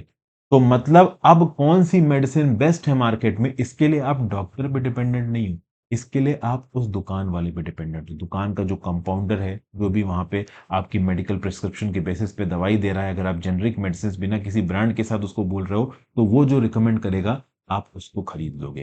तो basically over the counter sales में ये जो सरकार का नया डायरेक्टिव था डॉक्टर्स को कि हाँ भाई डॉक्टर्स ब्रांडेड ड्रग्स को रिकमेंड नहीं करेंगे, जेनरिक ड्रग्स को रिकमेंड करेंगे, इससे हुआ ये कि दवाइयों के डिस्ट्रीब्यूशन में और जो दवाइयां लोगों के पास पहुंच रहे हैं, उनकी एफिशिएंसी कहीं ना कहीं कॉम्प्रोमाइज होती नजर आ रही है। 3 अगस्त 2023 को नेशनल मेडिकल काउंसिल ने सारे डॉक्टर्स को प्रिस्क्राइब किया था कि केवल आप जेनेरिक नेम्स दवाइयों के प्रिस्क्राइब करोगे, आप ब्रांडेड नेम्स प्रिस्क्राइब नहीं करोगे। हालांकि बाद में इस नोटिफिकेशन को विड्रॉ कर लिया गया, लेकिन इसके चलते हुआ यह है कि बहुत सारे डॉक्टर्स ऑलरेडी जेनेरिक मेडिसिन को प्रिस्क्राइब कर रहे हैं। और हर जेनेरिक मेडिसिन सही है इसकी कोई गारंटी नहीं है। बायो एक्यूमुलेशन का कंसेप्ट मैं पहले भी आपको जेनेरिक मेडिसिन के रिस्पेक्ट में समझा चुका हूं। जेनेरिक मेडिसिन, मेरे नाम हर्षित द्विवेदी के साथ यूट्यूब पे सर्च मारिए, मैंने इसके रिस्पेक्ट में एक दो अच्छी वीडियोस बनाई है। वहां पे मैंने आपको बताया है कि ब्रांडेड ड्रग्स की जिस प्रकार की टेस्टिंग होती है, और ब्रांडेड ड्रग्स जितनी स्पीड से आपकी बॉडी के अंदर घुल जाती है, क्या जेनेरिक ड्रग उस स्पीड से घुलती है, इस बात को लेके प्रॉपर टेस्टिंग के पैरामीटर्स इंडिया के अंदर एग्जिस्ट नहीं करते। तो बहुत सारे डॉक्टर्स के एसोसिएशन का यह बोलना है कि ब्रांडेड ड्रग्स के कंपैरिजन में जेनेरिक ड्रग्स उतनी ही अच्छी होगी, इसकी भाई देखिए कोई गारंटी नहीं है। ठीक है। अब देखिए, जब भी ब्रांड नेम आता है मेडिसिन का, ऑब्वियसली बात है मेडिसिन महंगी हो जाती है। जेनरिक मेडिसिन सस्ती होगी। अगर आप वही मेडिसिन ग्लास्को स्मिथ क्लाइन या फिर आप कह लीजिए रैनबैक्सी की कंपनी खरीदेंगे, वो महंगी मिलेगी। जेनरिक नेम्स कहीं ना कहीं सस्ते होते हैं। अब 1975 में हम चले जाएं तो उस समय पे एक हाथी कमेटी बनी थी, उसने रिकमेंड किया था कि जितने भी ब्रांडेड नेम से मेडिसिन की उनको वीड आउट कर दो, क्योंकि ब्रांडेड कंपनीज की मेडिसिन क्वालिटी की होती है, ये एक मिथ है। और ये मिथ बिग फार्मा कंपनीज ने फैलाई है अपने एक्सपेंसिव प्रोपोगेंडा के थ्रू और अनएथिकल मार्केटिंग टेक्निक्स के थ्रू। उस समय पे ये बोला गया कि एक अलग नेक्सस चल रहा है बड़ी बड़ी फार्मास्यूटिकल कंपनीज और डॉक्टर्स के बीच में। ये फार्मास्यूटिकल कंपनीज अनएथिकल तरीके से अपनी दवाइयों की मार्केटिंग करते हैं, डॉक्टर्स को बहुत सारे प्रमोशनल ऑफर्स और किकबैक्स देते हैं, और इसलिए डॉक्टर्स महंगी महंगी ब्रांडेड मेडिसिन के प्रिस्क्रिप्शन देते हैं। बट एक्चुअली में उन मेडिसिन के रिस्पेक्ट में जेनरिक मेडिसिन भी उतनी ही एफिशिएंट है, ठीक है ना। लेकिन इंडियन मेडिकल एसोसिएशन ने बायो अक्यूमुलेशन, बायो डिसोल्यूशन ऐसे बहुत सारे कंसेप्ट्स बताए, जिसके बेसिस पे उन्होंने साइंटिफिकली ये बताने की कोशिश की कि जरूरी नहीं है कि हर बार जो आपकी जेनरिक मेडिसिन है वो ब्रांडेड मेडिसिन जितनी ही इफेक्टिव हो। तो बेसिकली यहाँ पे quality, quantity, active pharmaceutical ingredient की इसकी रिलायबिलिटी भी क्वेश्चन में आ जाती है। तो एक टैबलेट, एक सिरप, एक इंजेक्शन आपने फार्मेसी से जाके खरीदा, वो ब्रांडेड है या फिर वो जेनरिक है, इस बात पे बहुत हद तक डिपेंड करता है कि उसको किस प्रकार से बनाया गया, उसकी टेस्टिंग किस प्रकार से हुई है। ये सब चीज़ें बहुत मैटर करती हैं। क्या इंडियन स्टैंडर्ड्स प्रॉपर हैं, क्या क्वालिटी कंट्रोल प्रॉपर है, क्या network of pharmaceutical industries proper है, क्या प्राइस कंट्रोल अथॉरिटीज हर चीज़ के ऊपर प्रॉपर तरीके से मॉनिटरिंग कर रहे हैं। ये सब चीज़ ऐसे क्वेश्चन हैं जिन पे यहाँ पे ध्यान देने की जरूरत है जेनरिक मेडिसिन को आंख बंद करके प्रिस्क्राइब करने से। सबसे खास बात दोस्तों यहाँ पे ऑथर यही बोल रहा है कि ओवरऑल अगर आप डॉक्टर को मजबूर कर दोगे कि वो मेडिसिन का केवल जेनरिक नाम लिखे, तो लोग फिर डॉक्टर से एक मेडिसिन नहीं पूछेंगे, वो इफेक्टिवली जो दुकान पे, फार्मास्यूटिकल की दुकान पे वो जो लड़का बैठा हुआ है ना, उससे पूछेंगे उस मेडिसिन के बारे में, क्योंकि वो पर्टिकुलर जो लड़का है वही बताएगा कि भैया कौन से टाइप वाली जेनरिक मेडिसिन अच्छी है। तो हम डॉक्टर्स के ऊपर डिपेंडेंट नहीं हो रहे हैं, अब हम दुकान पे खड़े हुए लड़के के ऊपर डिपेंडेंट कर रहे हैं। तो डेफिनेटली जन औषधि केंद्र, इनको सरकार ने बहुत ज्यादा फैन फेयर से शुरू किया था, ये सक्सेसफुल थे और लोगों के लिए मेडिसिन के दाम कम भी कर रहे थे। बट कहीं ना कहीं जेनरिक मेडिसिन की इफेक्टिविटी के ऊपर भी कुछ साइंटिफिक बेसिस पे सवाल यहाँ पे उठाए गए, ठीक है ना। ये सब बात यहाँ पे बोली गई। अब देखिए, जब भी आप किसी को कोई ड्रग देते हो, कोई दवाई देते हो, उसकी 100% क्वालिटी टेस्ट पास होना चाहिए। अगर 5% मेडिसिन भी क्वालिटी टेस्ट पास नहीं करती हैं तो चीज़ें यहाँ पे प्रॉब्लमेटिक हो सकती हैं। तो जेनरिक मेडिसिन में पूरे मेडिसिन आने के चांसेस बहुत हद तक होते हैं, जो कि ब्रांडेड मेडिसिन वाला भले ही चीज़ों को महंगा बेचता है, लेकिन कहीं ना कहीं उसकी रेपुटेशन को बचाने का उसके ऊपर एक प्रेशर होता है। लेकिन जेनरिक मेडिसिन जो कंपनियां बना रही हैं वो हर समय पे मिनिमम बेसिक स्टैंडर्ड्स को फुलफिल करेंगी। इस बात के चेक्स क्या प्रॉपर तरीके से इंडिया के अंदर एग्जिस्ट करते हैं, इसके ऊपर सवाल यहाँ पे उठा रही है सरकार। बहुत सारे बैचेस ऑफ मेडिसिन पाए जाते हैं जो कि क्वालिटी टेस्ट को फेल कर जाते हैं। तो क्या ऐसे समय पे उन पर्टिकुलर कंपनीज को बैन किया जाता है, क्या उनके अगेंस्ट प्यूनिटिव एक्शंस लिए जाते हैं, क्या डिफॉल्टर्स को सप्लाई चेन से हटाया जाता है। अब इसके रिस्पेक्ट में कुछ पॉजिटिव चीजें भी, Tamil Nadu medical services corporation limited practice क्या है कि जितनी भी मेडिसिन इनको सप्लाई की जाती है, इनको क्वारंटीन स्टॉक में रखा रहता है, और इस क्वारंटीन स्टॉक से डबल ब्लाइंडेड सैंपल्स निकाले जाते हैं, इनकी क्वालिटी टेस्टिंग होती है गवर्नमेंट की लेबोरेटरीज में, प्राइवेट सेक्टर लेबोरेटरीज में। और जब ये क्वालिटी टेस्टिंग में पास हो जाते हैं उसके बाद ही इनको पब्लिक यूजेज के लिए रिलीज किया जाता है। तो बेसिकली यहाँ पे तमिलनाडु मेडिकल सर्विसेज कॉर्पोरेशन एक एक्स्ट्रा आप कह लो प्रिकॉशन ले रहा है मेडिसिन को लोगों तक पहुंचाने से पहले। तो क्या ये प्रिकॉशंस केंद्र की सरकार नहीं ले सकती? क्या ये एक अच्छा स्टेप नहीं है कि जो भी जेनरिक मेडिसिन ग्राउंड लेवल पे लोगों के पास पहुंच रही है, उनके स्टॉक को एक्चुअली में लोगों के लिए रिलीज करने से पहले उनकी प्रॉपर तरीके से टेस्टिंग की जाए। तो ये सब बातें ओवरऑल यहाँ पे बताई जा रही हैं। फिर सबसे खास बात दोस्तों ये है कि मार्केट के अंदर एसेंशियल मेडिसिन की कमी है। फॉर एग्जाम्पल अगर आप देखो, जितनी भी एसेंशियल मेडिसिन हैं उनकी अवेलेबिलिटी मार्केट में कम से कम 90% होनी चाहिए। ये बता रहे हैं कि 50 एसेंशियल पीडियाट्रिक मेडिसिन को जब छत्तीसगढ़ में टेस्ट किया गया 2010 में, तब पता चला कि केवल 17% एसेंशियल मेडिसिन मार्केट में बिकने के लिए रेडी है और अवेलेबल है। ज्यादातर अगर आप फार्मास्यूटिकल शॉप में जाओगे तो वहां पे विटामिन टॉनिक्स, कफ सिरप, इस प्रकार की चीजें मिलती हैं। और जो लो प्रॉफिट मार्जिन वाली एसेंशियल मेडिसिन होती हैं वो पर्टिकुलर फार्मेसी बेच ही नहीं रही होती है। तो सबसे खास बात दोस्तों यहाँ पे ये है कि हर फार्मेसी के अंदर जो एसेंशियल मेडिसिन है उनकी अवेलेबिलिटी हो, ये सरकार को इंश्योर करना चाहिए। और जो अनसाइंटिफिक कॉम्बिनेशन के आधार पर मेडिसिन बनाई जाती है हमारे रिटेल मार्केट का 40% से ज्यादा है। तो इस प्रकार की स्पूरियस और नॉट सो साइंटिफिक मेडिसिन को ओवरऑल मार्केट से हटाने की भी जरूरत है। तो यूनिवर्सल हेल्थ केयर के अंदर अफोर्डेबल मेडिसिन इंश्योर कराना जरूरी है, तो उसके लिए अगर जरूरत पड़े तो एसेंशियल मेडिसिन जिनको प्रॉपर तरीके से रेगुलेट करके और क्वालिटी चेक करके मार्केट में रिलीज किया गया है, इनको फ्री ऑफ कॉस्ट ही बांटा जा सकता है। फ्री मेडिसिन और फ्री डायग्नोस्टिक्स बांटे जा सकते हैं, एक्सेप्टेबल पॉलिटी बन सकती है और इसके इंप्लीमेंटेशन को मॉनिटर भी किया जाता है। जो नेटवर्क है जन औषधि केंद्र का, इसको भी एक्सपेंड करने की जरूरत है। जो अप्रूव नॉर्म्स है प्रॉफिट मार्जिन के होलसेल एजेंट्स के लिए, वो मैक्सिमम 15% होने चाहिए, और रिटेलर्स के लिए वो कम से कम, मतलब ज्यादा से ज्यादा 35% होने चाहिए, 35% से ज्यादा वो नहीं होने चाहिए। तो ये सब चीजें ओवरऑल यहाँ पे बताई जा रही है। आगे चले, ठीक है भाई। Building the floor moves by या US China to stabilise their rocky relations hold lessons for India. भाई देखिए क्या है, यूएस प्रेसिडेंट जो बाइडेन और Chinese president Xi Jinping San Francisco के अंदर मिले और दोनों ने अपने मेजर डिफरेंसेस को रिजॉल्व करने की कोशिश की। बट इनके मेजर डिफरेंसेस रिजॉल्व हुए ये इस मीटिंग के आउटकम पे कई तरीके से पता नहीं चला। इनफैक्ट जो बाइडेन ने तो मीटिंग के बाद ओवरऑल जी जिनपिंग को डिक्टेटर तक बोल दिया। हालांकि बाद में जी जिनपिंग ने इसके ऊपर बहुत ज्यादा ध्यान नहीं दिया। चाइना ने ओवरऑल कहीं ना कहीं स्ट्रॉन्ग स्टेटमेंट रिटॉर्ट में जरूर पब्लिश किया था, बट कहीं ना कहीं चाइनीज स्टांस इस समय पे ना थोड़ा मेलो डाउन नजर आया। जो समिट हुई थी on the sidelines of एकेप, इसने दो सिग्निफिकेंट टेक अवेज किए। सबसे खास बात दोस्तों यहाँ पे ये है कि बहुत सारे कॉन्क्रीट एग्रीमेंट्स हुए, military to military direct dialogue कम से कम यहाँ पे शुरू ही हो गया है, और रिस्क और सेफ्टी इश्यूज को ओवरऑल यहाँ पे डिस्कस किया जा रहा है आर्टिफिशियल इंटेलिजेंस के साथ। तो बेसिकली रिलेशनशिप को एक मिलिट्री एलिमेंट देने की यहाँ पे बात की जा रही है। 2022 में भी इस एलिमेंट के ऊपर बातचीत हुई थी जब ये दोनों लीडर्स बाली में मिले थे, लेकिन वो जो बाली कंसेंसस था वो बिगड़ गया जब स्पाई बैलून वाला इंसिडेंट हो जाता है। नॉर्थ अमेरिका के ऊपर चाइना का एक स्पाई बैलून पहुंच जाता है। अब चाइना वाले बोलते हैं कि वो तो वेदर मॉनिटरिंग के लिए, लेकिन यूएस बोलता है वो स्पाई बैलून है, और जैसे वो यूएस मेनलैंड से ऊपर उठता है यूएस उसको शूट डाउन कर देता है। तो उस समय पे चाइना यूएस के रिलेशन थोड़े खराब हो गए। अब ऑब्वियसली बात, उनको स्टेबलाइज करने की कोशिश की जा रही है, लेकिन इस स्टेबलाइजेशन में भी दो फ्लॉज हैं।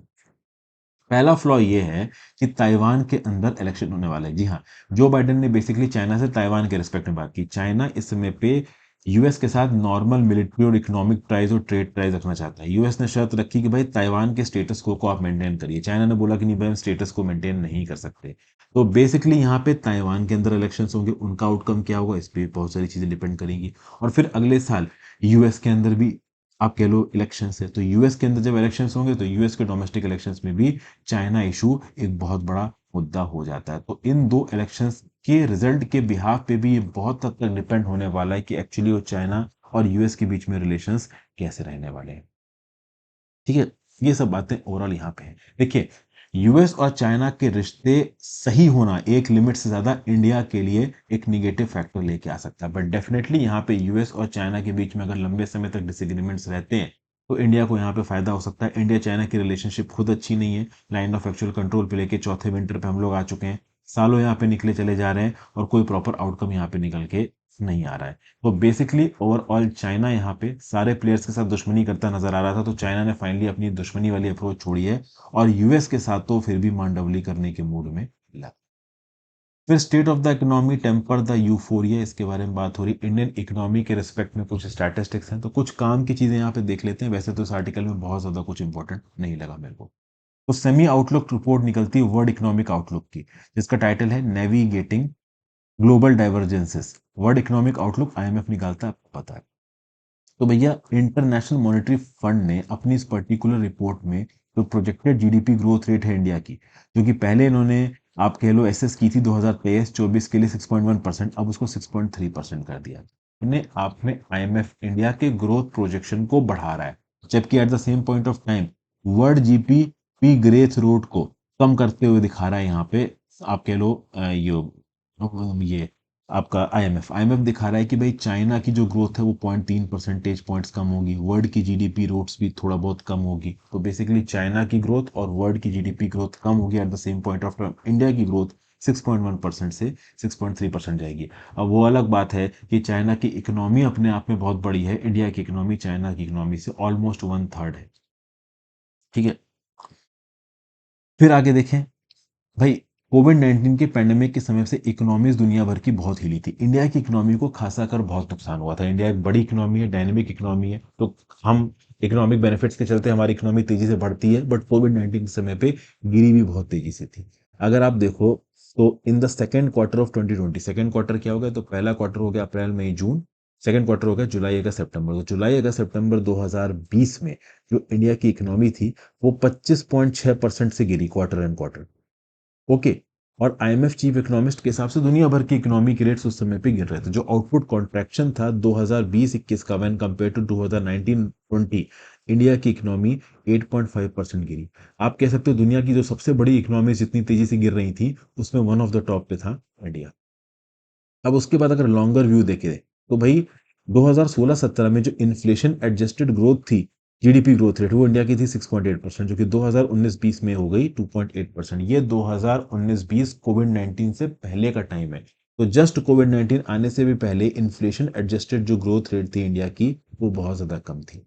और अगर कोविड से पहले और कोविड के बाद के आप पर कैपिटा इनकम लेवल को मेजर करो तो 2021-22 में इंडिया का per capita income level 1.09 lakh रुपए था, जो कि 2019-20 से 600 रुपए ज्यादा था। तो 2019-20 इस फाइनेंशियल ईयर में कोविड नहीं आया था, ठीक है ना भाई। इससे केवल 600 रुपए ही ज्यादा था 2021-20 का पर कैपिटा इनकम इंडिया का। तो बेसिकली कोविड 19 के समय पे 2019-20 के रिस्पेक्ट में 20-21 और फिर 21-22, तो इन 2 सालों में इंडिया की जो पर कैपिटा इनकम है वो बहुत ज्यादा बढ़ी नहीं है, कोविड की वजह से स्टैग्नेंट ही रह गई। ठीक है। तो ये सब बातें बताई जा रही हैं। उसके बाद आउटपुट रिकवरी की बात कर रहे हैं। आउटपुट रिकवरी के चलते क्या इफेक्ट है एम्प्लॉयमेंट पे, उसकी क्वालिटी पे, उसके परसिस्टेंस पे, एसेंशियल फूड आइटम्स में क्या इन्फ्लेशन आया है, इसकी बेसिस पे क्रिटिक्स ये दिखाने की कोशिश कर रहे हैं कि लॉन्ग टर्म व्यू में इंडिया की इकोनॉमी बहुत तेजी से बढ़ी नहीं है, इन्फ्लेशन बहुत तेजी से बढ़ा है, रियल ग्रोथ बहुत ज्यादा यहाँ पे हुई नहीं है, वगैरह वगैरह इस प्रकार की बातें यहाँ पे बोल रहे हैं। फिर एक और कंसर्न की बात हो रही है, इंडिया की जो ट्रेड डेफिसिट है चाइना के साथ लंबे समय तक बढ़ी है और इस समय पे भी बढ़ती नजर आ रही है। इनफैक्ट अगर आप देखो दोस्तों, मई 2020 में इंडिया ने आत्मनिर्भर भारत अभियान शुरू किया। गलवान क्राइसिस के बीच में क्रिटिकल इंडस्ट्रियल प्रोडक्ट्स के लिए जो हम चाइना से इंपोर्ट के ऊपर डिपेंडेंट थे उसको कम करने के लिए भारत सरकार और प्रधानमंत्री मोदी जी रिलीज करते हैं आत्मनिर्भर भारत अभियान। चाइना से आते हैं इंडिया के 15 से 16% इंपोर्ट, और चाइना अकाउंट करता है third of India trade deficit. और ये ट्रेड डेफिसिट यहाँ पे बढ़ती जा रही है। भले ही इंडिया ने कुछ इंपोर्ट रिस्ट्रिक्शंस हटा सकते थे, लेकिन कुछ इंपॉर्टेंट कैपिटल गुड मशीनरी की इंपोर्ट के लिए हमने इन इंपोर्ट रिस्ट्रिक्शंस को हटा दिया था।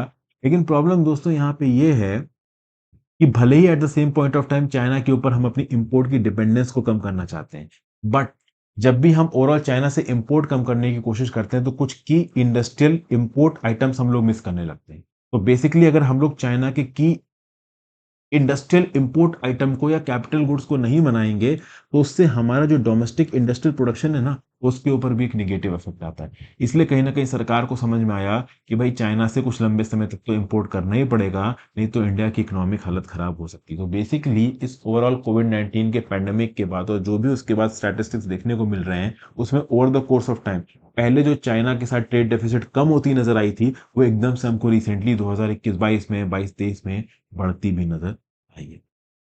तो इसी प्रकार की बातें यहाँ पे कही जा रही हैं और कुछ बहुत ज़्यादा कन्विंसिंग पॉइंट तो मुझे इसमें नहीं लग रहा है, इसलिए मैं उतना नहीं डिस्कस कर रहा हूँ आपसे। काम की 2-3 बातें थी जो कि मैंने आपसे डिस्कस कर ली। नोट्स बनाने जैसा तो मुझे उतना नहीं दिख रहा कुछ यहाँ पे कि आप लिखिए, क्योंकि फिर आईएमएफ के प्रोजेक्शंस तो समय समय पे बदलते रहते हैं। बाद में मेंस के एग्जाम से पहले कोई और आईएमएफ का प्रोजेक्शन आ गया तो फिर वो बदल जाएगा। तो लेटेस्ट प्रोजेक्शन ही लिखिए, वो मेंस के एग्जाम से पहले जो लेटेस्ट होता है वो ओवरऑल करंट अफेयर्स में आपको मिल जाएगा। मैं उस हिसाब से ही वीडियोस क्रोनोलॉजी में अपलोड करूंगा। फिर अगला, the geopolitical fall out of Israel Hamas war. क्या बोला जा रहा है यहाँ पे भाई, देखिए वेस्ट एशिया की पॉलिटिक्स में चीजें चल रही थी बट 7 अक्टूबर को चीजें बिगड़ जाती हैं। भाई देखिए, रशिया यूक्रेन वॉर के चलते में दुनिया भर की जो जियोपॉलिटिकल एक्सपर्ट्स थे वो ये बात करने लगे थे कि भाई यूएस का ध्यान अब गल्फ से और वेस्ट एशिया से हट चुका है। यूएस अब यूरोप रशिया इन सब चीजों पे ज्यादा फोकस कर रहा है।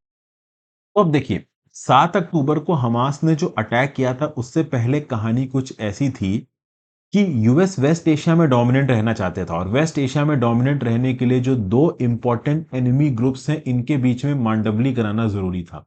एक तरफ था अरब कंट्रीज का ग्रुप और दूसरी तरफ था इजराइल। तो बेसिकली ये जो लड़ाई है वेस्ट एशिया के अंदर, ये वर्सेस इजराइल वर्सेस अरब्स की थी। तो यूएस को ये समझ में आया कि इन अरब कंट्रीज में और इजराइल के बीच में हम मंडवली करवा देते हैं तो चीजें बहुत हद तक शांत हो जाएंगी, इस पूरे रीजन में बहुत हद तक पीस और स्टेबिलिटी आ जाएगी और ओवरऑल यूएस को इस पर्टिकुलर रीजन में कम रिसोर्सेज देने पड़ेंगे। यूएस को यह भी समझ में आ गया था कि ईरान उसकी बात सुनने वाला है नहीं, ईरान के ऊपर वैसे भी सैंक्शंस उन्होंने लगा रखे हैं, तो बाकी अरब कंट्रीज एक बार को उसकी बात सुन लेंगे और अब्राहम अकॉर्ड साइन हुए। यूएई ने यहाँ पे बात सुनी और बहुत हद तक आईएमएफ कॉरिडोर के अंदर सऊदी अरेबिया भी यूएस की बात सुनने वाला था, इजराइल के साथ एग्रीमेंट साइन करने वाला था। तो बेसिकली ये जो पॉलिसी थी यूएस की, ये बहुत पहले से चल रही थी, डोनाल्ड ट्रंप के समय पे थोड़ा शेप लेने लगी थी और जो बाइडेन ऑलमोस्ट इसको यहाँ पे फाइनलाइज कर रहे थे। तो अगर गल्फ अरब्स अपनी पॉलिसी को बदल के एक्चुअली में इजराइल के साथ यहां पे जुड़ जाते, तब डेफिनेटली यूएस के लिए ये एक विन विन सिचुएशन हो जाती। अच्छा, ऐसा नहीं है कि हमास के इस अटैक से पहले वेस्ट एशिया के अंदर यूएस की सारी बातें चल रही थी, कुछ बातें यूएस की नहीं भी चल रही थी। जैसे फॉर एग्जांपल कुछ समय तक ये माना वेस्ट एशिया की कंट्रीज ने, जिसमें सऊदी अरेबिया भी एक थी, कि यूएस इस पर्टिकुलर रीजन को डीप्रायोरिटाइज कर रहा है। तो बहुत सारे गल्फ अरब्स ने अपनी फॉरेन पॉलिसी के अंदर यूएस के अल्टरनेटिव्स को भी चुना। फॉर एग्जांपल सऊदी अरेबिया और ईरान के बीच में जो मांडवली हुई ना, वहां पे चाइना ने एक इंपॉर्टेंट रोल प्ले किया, चाइना ने एक पीस मेकर की तरह काम किया।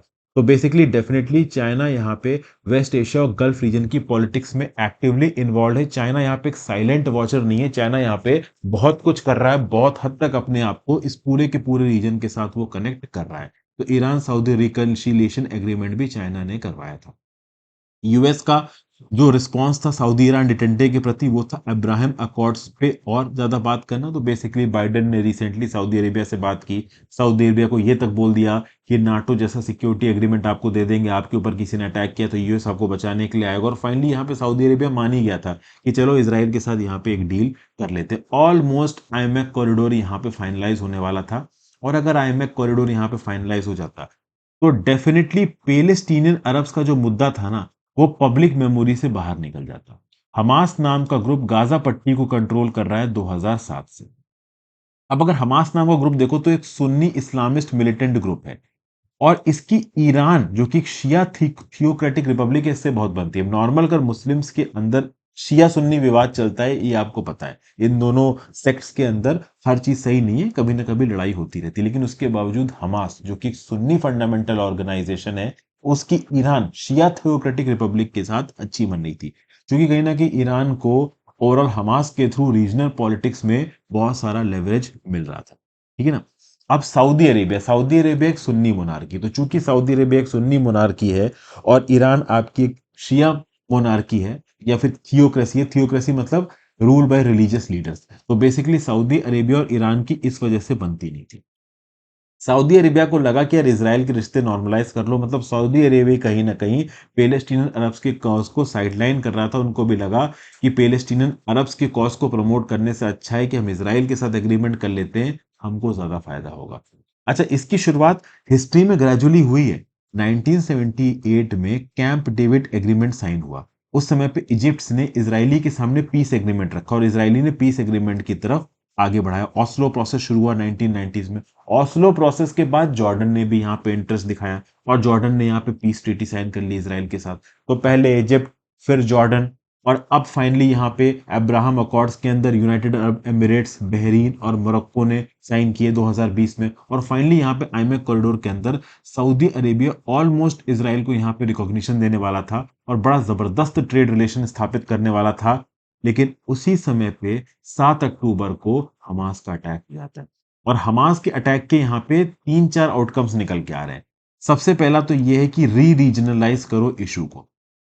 सऊदी अरेबिया अगर इजराइल के साथ ये पर्टिकुलर डील साइन कर लेता आईमैक वाली, मतलब पैलेस्टीनियन अरब्स का मुद्दा इजराइल का इंटरनल मैटर हो जाता, और इस इंटरनल मैटर में बाकी अरब कंट्रीज उतना नहीं बोलती, थोड़ा बहुत बोलती बट उतना नहीं बोलती। ये 7 अक्टूबर का जो अटैक किया ना हमास ने इजराइल के ऊपर, उसके बाद इजराइल ने जो जवाब दिया है, क्योंकि हमास को पता था कि इजराइल पलट के जवाब देगा, और यहाँ पे 11,000 से ज्यादा लोग मर चुके हैं। इससे एक चीज तो तय हो गई है कि जो इशू इसराइल का इंटरनल इशू बन के रहने वाला था, वो इशू अब ओवरऑल यहाँ पे फिर से रीजनलाइज हो चुका है। मतलब अब ये इशू इस रीजन के लिए पूरा इंपॉर्टेंट हो चुका है। बहुत सारे एक्सपर्ट्स तो ये तक बोल रहे हैं कि बेंजामिन नेतन्याहू को कुछ समय के लिए शांत बैठना चाहिए था, सऊदी अरेबिया के साथ आईएमएफ कॉरिडोर पे साइन कर लेना चाहिए था, उसके बाद अपने असॉल्ट को लीड करना चाहिए था। बट बेंजामिन नेतन्याहू के लिए डोमेस्टिक प्रायोरिटी ज्यादा इंपॉर्टेंट है। उनकी राइट विंग सरकार वैसे भी थोड़ी बहुत मेजोरिटी पे टिकी हुई है और अपने आप को एक स्ट्रांग लीडर की तरह दिखाना जरूरी है, तभी आगे प्राइम मिनिस्टर रह पाओगे। तो आईमैक गया भाड़ में, उन्होंने सीधे गाजा पट्टी के ऊपर धावा बोल दिए। 11,500 से ज्यादा ये अरब पैलेस्टीनियंस को ऑलरेडी यहाँ पे मार चुके हैं, जिसमें मेजॉरिटी वुमेन है और बच्चे हैं जो कि बिल्कुल डिफेंसलेस हैं। कौन सी लेडी, कौन सा बच्चा कहाँ बैठा है, कौन सा आदमी, बूढ़ा आदमी, औरत, एकदम से बम आके गिरा और सब कुछ खत्म हो गया। अब किसी को बैठे बैठे से ना पता चलेगा कि बम भाई कहाँ से आके गिरेगा, और बम का तो छोटा सा शेल आपकी जान निकाल लेगा। हल्की सी आग लगी और बहुत ज्यादा इंटेंस हो गई, इंसानी जान निकल जाती है। इंसानी जान कितनी ताकतवर होती है भाई, इस प्रकार के अटैक से आप बच तो ना पाओगे।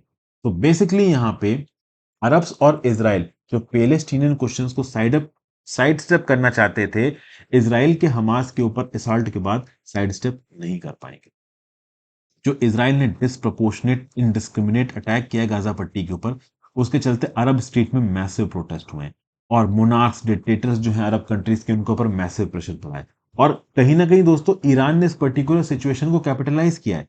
ईरान इस पर्टिकुलर मुद्दे को आगे उठा के, और ईरान अपने जो बैक्ड ग्रुप्स हैं जैसे कि हाउदी रेबल्स हैं, जो आपके लेबनान में ये हिजबुल्लाह बैठा है, ये सब ईरान के एसोसिएट्स हैं, प्रॉक्सीज हैं। तो इनके प्रॉक्सीज को इन्वॉल्व करके लिमिटेड बेसिस पे ईरान ने ओवरऑल मुस्लिम्स की लीडरशिप को क्लेम करने की कोशिश की है, और सऊदी अरेबिया के पास ये जो लीडरशिप थी उससे लेने की कोशिश की। इस बात को लेकर सऊदी अरेबिया को गुस्सा आ गया कि भाई ईरान तो यहाँ पे सिचुएशन को कैपिटलाइज कर रहा है। और अभी तो रिसेंटली जो हेरजोग करके इसराइल के प्रेसिडेंट हैं, उन्होंने ये तक स्टेटमेंट दे दिया कि ईरान ने इस पर्टिकुलर अटैक को ऑर्केस्ट्रेट करवाया है, क्योंकि वो आईएमएफ कॉरिडोर को खराब करवाना चाहते थे। तो कुल मिला के ये सारी पॉलिटिक्स यहाँ पे चल रही है।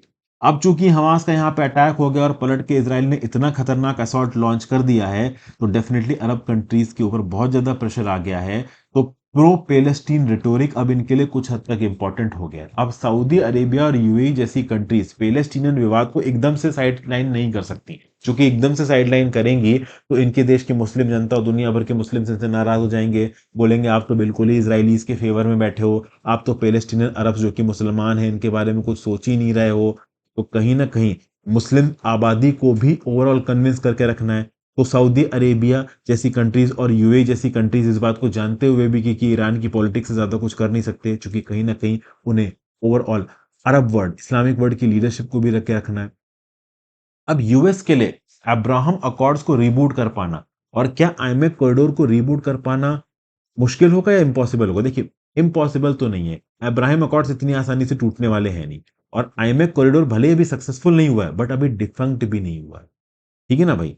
ईरान सऊदी का रिकंसिलिएशन जरूर हुआ है, लेकिन सऊदी अरेबिया इस बात को अच्छी तरीके से जानता है कि ईरान इन अटैक्स को ऑर्केस्ट्रेट करके आईएमएफ कॉरिडोर को तो तोड़ रहा है, और आईएमएफ कॉरिडोर से ऐसा नहीं है कि केवल इसराइल को फायदा है, भाई सऊदी अरेबिया को भी तगड़ा फायदा है।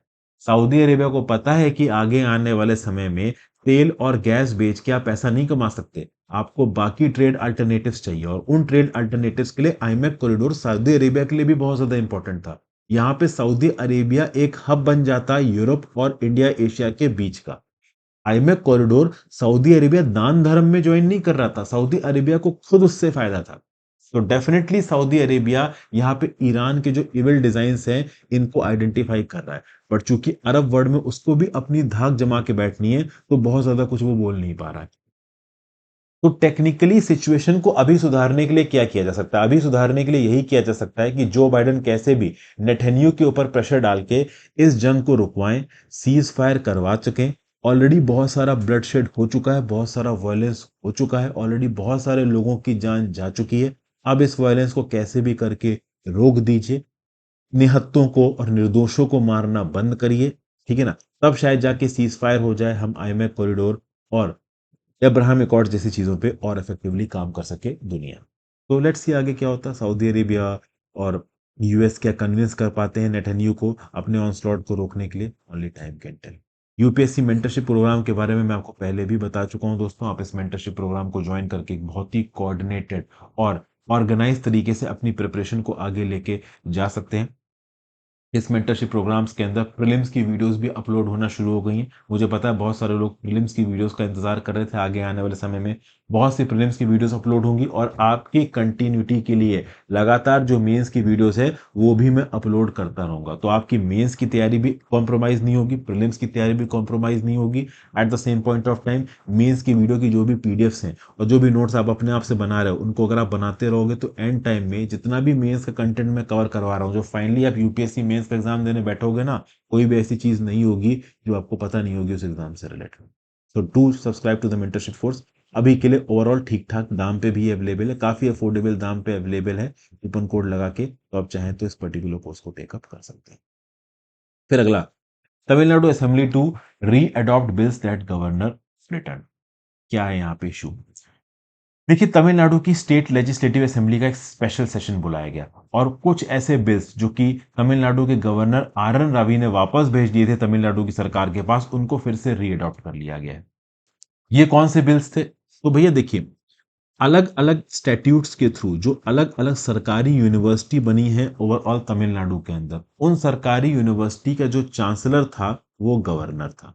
अब गवर्नर की बजाय चांसलर यहाँ पे चीफ मिनिस्टर को बनाने की बात की जा रही है, जो कि ऑब्वियस सी बात है इन यूनिवर्सिटीज की फंक्शनिंग में। क्योंकि चांसलर यहाँ पे गवर्नर था, तो पहले राज्य की सरकार गवर्नर को बोल देती थी कि भाई इसको हेड बनाओ, इसको वाइस चांसलर बनाओ, इसको टीचर्स के तौर पे अपॉइंट करो। अब क्या है कि गवर्नर आर एन रवि साहब को ज्यादा इंटरफेयर कर रहे होंगे, तो तमिलनाडु की सरकार ने बोला कि भैया हम स्टैट्यूट्स को अमेंड कर रहे हैं, ये सरकारी यूनिवर्सिटी हमारे अंदर है, तो भैया चांसलर इन यूनिवर्सिटीज का चीफ मिनिस्टर होगा, गवर्नर नहीं होगा।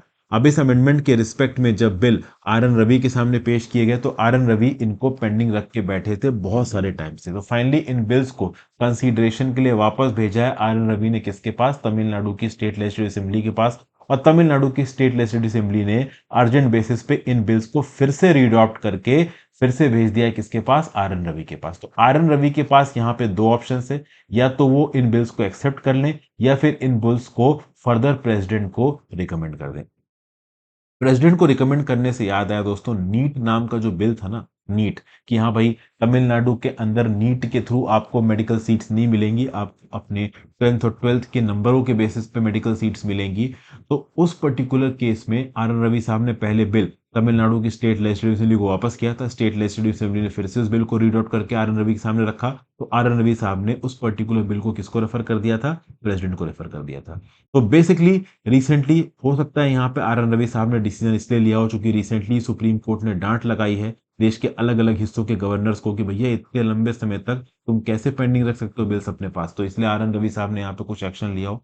लेट्स सी यहाँ पे ओवरऑल फिर से जो यूनिवर्सिटी में गवर्नर को चांसलर ना बना के चीफ मिनिस्टर को चांसलर बनाने वाला बिल है, इसको आर एन रवि साहब अप्रूवल देते हैं या प्रेसिडेंट को रिकमेंड कर देते हैं? We don't. फिर भैया कास्ट के अंदर सब कैटेगराइजेशन की बात हो रही है तेलंगाना के अंदर। तेलंगाना के अंदर भाई इलेक्शंस का माहौल चल रहा है और एक इलेक्शन मॉडल में प्रधानमंत्री नरेंद्र मोदी जी ने प्रॉमिस कर दिया कि शेड्यूल्ड ट्राइब्स का सब कैटेगराइजेशन होगा, इनको आइडेंटिफाई किया जाएगा, इसके मोस्ट बैकवर्ड सेक्शंस को आइडेंटिफाई किया जाएगा और इन कास्ट का मतलब शेड्यूल कास्ट के अंदर जो भी कास्ट है इनका सब कैटेगराइजेशन किया जाएगा अगर बीजेपी जीत के आती है। तो बेसिकली यहाँ पे मदिगा कम्युनिटी का जो वोट बैंक है वो प्रधानमंत्री मोदी जी अपने पास खींचने की कोशिश कर रहे हैं। और इस प्रकार की पॉलिटिक्स बहुत सारे स्टेट्स में पिछले 2 डेकेड से हो रही, चाहे पंजाब हो, चाहे बिहार हो, तमिलनाडु हो, उन्होंने भी स्टेट के लेवल पे एससी के कोटे को सब कैटेगराइज करने की बात की है। सब कैटेगराइजेशन बहुत सिंपल है दोस्तों। अदर बैकवर्ड क्लासेस में भी इस सब कैटेगराइजेशन की डिमांड तगड़ी चल रही है, इसके लिए कास्ट सर्वे करवाया गया, लेकिन बेसिकली कास्ट सर्वे का टारगेट ओबीसी का सब कैटेगराइजेशन नहीं है, रिजर्वेशन बढ़ाना है। इसके बारे में हम पहले बात कर चुके हैं। हालांकि यहां पे सब कैटेगराइजेशन मतलब ये बोला जा रहा है कि शेड्यूल कास्ट कम्युनिटी के अंदर कुछ पर्टिकुलर जो कास्ट हैं वो ओवरऑल ज्यादा बेनिफिट खींच ले जाती हैं और कुछ पर्टिकुलर कास्ट इतनी ज्यादा डिसएडवांटेज्ड हैं कि वो उस लेवल पे बेनिफिट्स अपने पास खींच नहीं पाती हैं। इसके रिस्पेक्ट में लंबे समय से बहस चल रही है। सबसे पहले ये मुद्दा कोर्ट में पहुंचा था। क्या मुद्दा? कि भाई ओवरऑल एससी के अंदर सब कैटेगराइजेशन हो सकता है क्या? तो बेसिकली क्या हुआ था कि आंध्र प्रदेश की जो सरकार थी ना, 1996 में इसने वन मैन कमीशन बनाया जस्टिस रामचंद्र राजू का, जिसने ये रिकमेंड किया कि आंध्र प्रदेश के अंदर एससी का सब कैटेगराइजेशन करो। क्योंकि इनको ये लगा कि कुछ कम्युनिटीज ज्यादा बैकवर्ड है, कुछ कम्युनिटीज कम बैकवर्ड है। तो जो ज्यादा बैकवर्ड है उनका रिप्रेजेंटेशन ज्यादा है नहीं, वो ज्यादा एग्जाम वगैरह क्वालिफाई कर नहीं पाते। तो बेसिकली ओवरऑल राज्य की सरकार ने बोला, मतलब इस पर्टिकुलर कमीशन ने बोला कि यार ठीक है, एससी कम्युनिटी का सब कैटेगराइजेशन कर दो और जो लोग ज्यादा डिसएडवांटेजेस पोजीशन में हैं उनको ज्यादा कोटा दो या फिर उनको अलग से कोटा दो। ठीक है ना। जब राज्य की सरकार ने ओवरऑल रामचंद्र राजू के इस पर्टिकुलर रिकमेंडेशन को इंप्लीमेंट करने की कोशिश की तो मैटर पहुंच गया सुप्रीम कोर्ट में। और सुप्रीम कोर्ट ने 2004 में बोला कि राज्य के पास यूनिलैटरली ताकत नहीं है कि वो शेड्यूल्ड ट्राइब को सब कैटेगराइज कर सके, क्योंकि शेड्यूल्ड ट्राइब की जो लिस्ट है वो ओवरऑल पार्लियामेंट के द्वारा बनाई जाती है और प्रेसिडेंट के द्वारा नोटिफाई की जाती है। तो आंध्र प्रदेश ने ओवरऑल अगर आप देखो तो 1996 में ही एक वन मैन कमीशन बना दिया था जस्टिस रामचंद्र राजू का, सब कैटेगराइजेशन ऑफ एससी को लेके। इस पर्टिकुलर कमीशन ने बोला कि हाँ भाई सब कैटेगराइजेशन करिए। बाद में आंध्र प्रदेश की सरकार ने सब कैटेगराइजेशन जब करने की कोशिश की, मैटर सुप्रीम कोर्ट में पहुंच गया और सुप्रीम कोर्ट ने 2004 के जजमेंट में क्या बोला कि राज्य की सरकार अपने आप से सब कैटेगराइजेशन नहीं कर सकती, चूंकि शेड्यूल कास्ट की लिस्ट पार्लियामेंट द्वारा तैयार की जाती है और प्रेसिडेंट द्वारा नोटिफाई की जाती है। तो ये तो 2004 का सुप्रीम कोर्ट का जजमेंट हो गया। उसके बाद पंजाब ने भी जब ओवरऑल एससी कम्युनिटी के अंदर सब कैटेगराइजेशन करने की कोशिश की तो 2020 में 5 जज बेंच का जजमेंट आया जिसको लीड कर रहे थे जस्टिस अरुण मिश्रा साहब।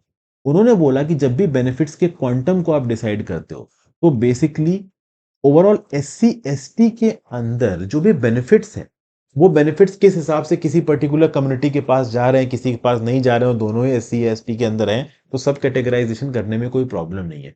तो जो 2004 का सुप्रीम कोर्ट का जजमेंट था वो कह रहा था कि सब कैटेगराइजेशन राज्य नहीं कर सकता, और 2020 का सुप्रीम कोर्ट का जजमेंट कह रहा है कि सब कैटेगराइजेशन राज्य कर सकता है। तो यहाँ पे क्लैश हो गया और इस क्लैश के चलते दोस्तों ओवरऑल अगर आप देखो तो मैटर अभी के लिए सुप्रीम कोर्ट में पेंडिंग पड़ा हुआ, चूंकि 2004 में सुप्रीम कोर्ट ने बोला नहीं कर सकते, 2020 में उसी सुप्रीम कोर्ट की 5 जज ने बेंच ने बोला कर सकते हो। तो सुप्रीम कोर्ट की दो बेंचेस अलग अलग कंफ्लिक्टिंग व्यूज दे रही है, और अलग अलग कंफ्लिक्टिंग व्यूज दे रही है तो एक बड़े बेंच की जज, मतलब बड़े आपके लोग ये जजेस की बेंच बैठेगी और वो डिसाइड करेगी कि हाँ भाई आप एक्चुअली में सब कैटेगराइजेशन कर सकते हैं नहीं कर सकते। अब इस बीच में केंद्र की सरकार अपना काम शुरू कर चुकी है। केंद्र की सरकार ने 2004 में कुछ लीगल ऑप्शंस को एक्सप्लोर करना शुरू किया।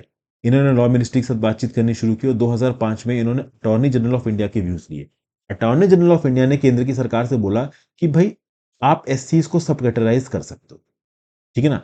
अटॉर्नी जनरल साहब ने ये बोला कि अगर प्रॉपर एविडेंस अवेलेबल है जो कि इस बात को पॉइंट आउट करता है कि हाँ भाई एससीज को सब कैटेगराइज करने की जरूरत है, तो आप डेफिनेटली ये एसटी कम्युनिटी को सब कैटेगराइज करिए।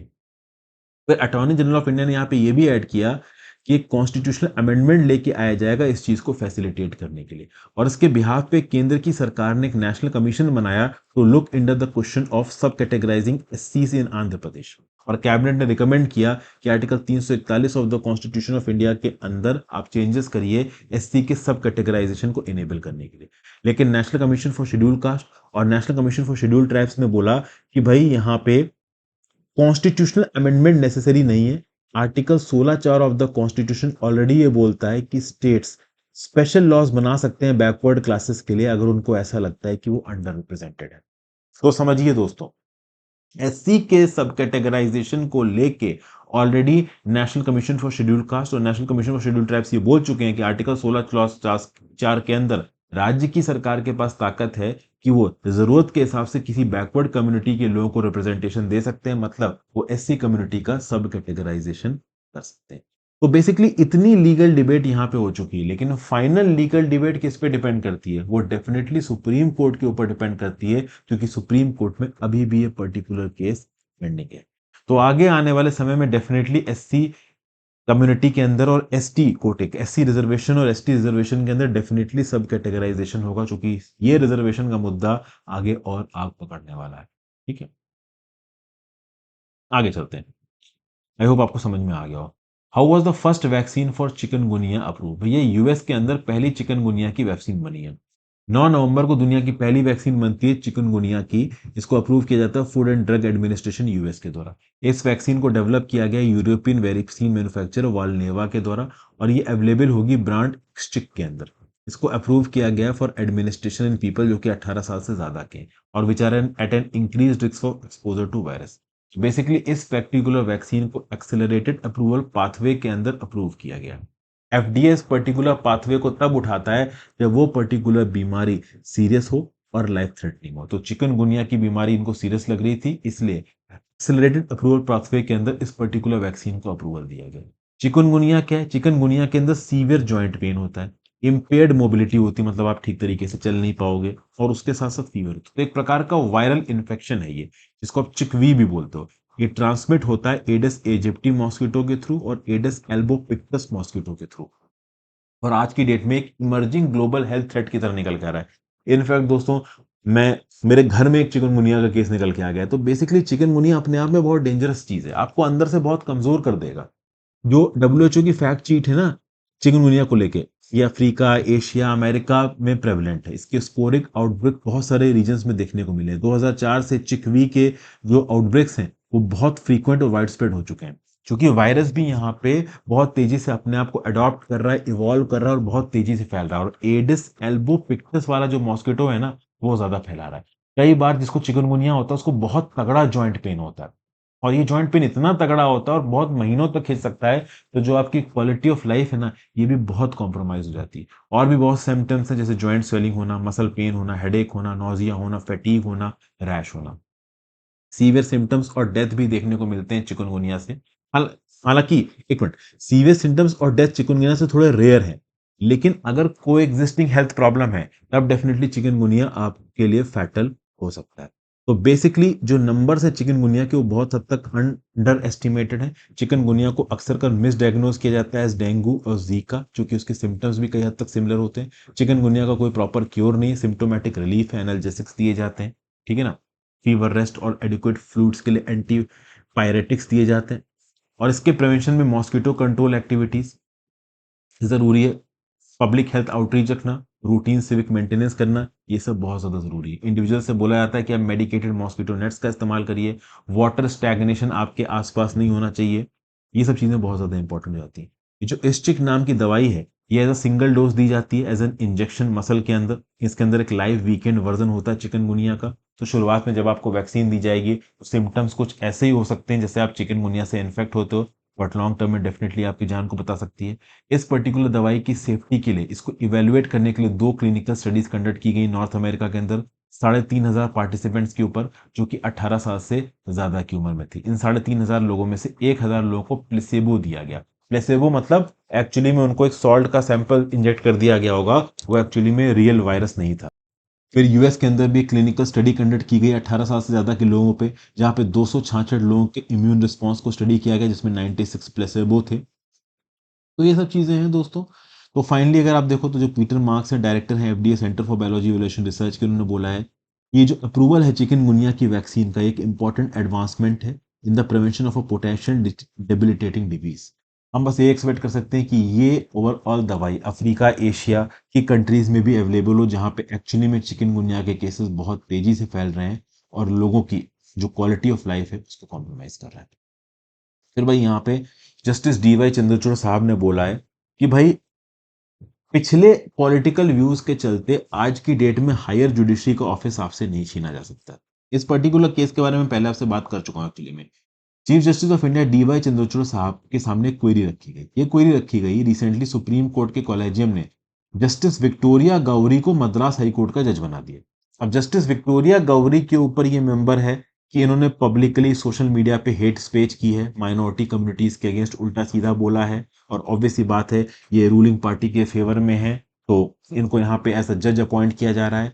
तो जब क्वेरी रखी गई चीफ जस्टिस ऑफ इंडिया के सामने कि आप किसी एक ऐसे मेंबर को कॉलेजियम का मेंबर, मतलब कॉलेजियम किसी एक ऐसे इंडिविजुअल को जज कैसे बना सकता है हाई कोर्ट का, जब उसने इतने पोटेंशियली खतरनाक स्टेटमेंट्स दे रखे हैं, हेट स्पीच कर रखी है सोशल मीडिया के ऊपर। तो यहाँ पे चीफ जस्टिस ऑफ इंडिया ने सिंपल व्यू पॉइंट दिया है कि भाई देखिए, ओवरऑल जो जजेस बनते हैं वो पहले नॉर्मल कर वकील होते हैं और वकील बहुत सारे केसेस लड़ते हैं। वकील हो सकता है कि किसी पॉलिटिकल पार्टी के साथ भी एक समय तक इन्वॉल्व रहा हो।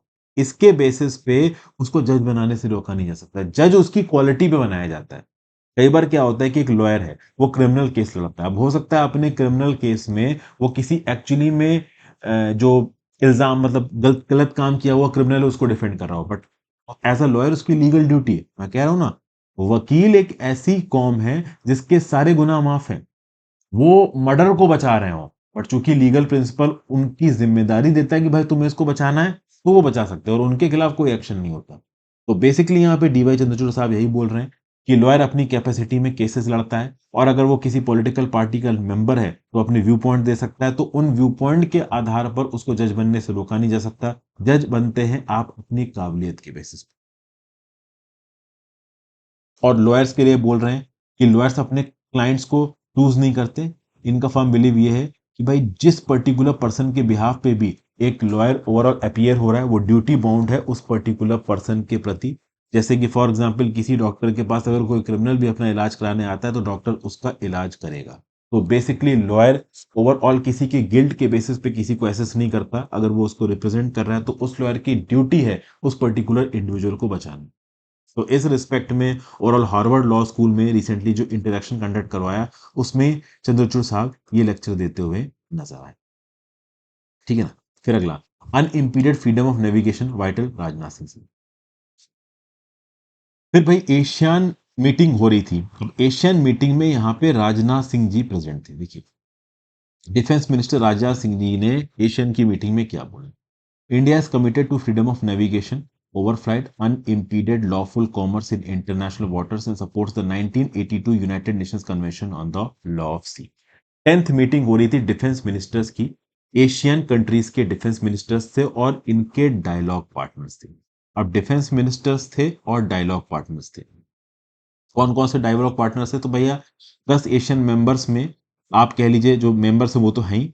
8 डायलॉग पार्टनर्स हैं, India, Australia, China, Japan, New Zealand, Republic of Korea, Russia and the United states. तो इनको मिला के प्लस कंट्रीज बोला जाता है, एशियन प्लस कंट्रीज, या फिर कह लो ये जो मीटिंग थी वो एडीएमएम मीटिंग थी। ओके।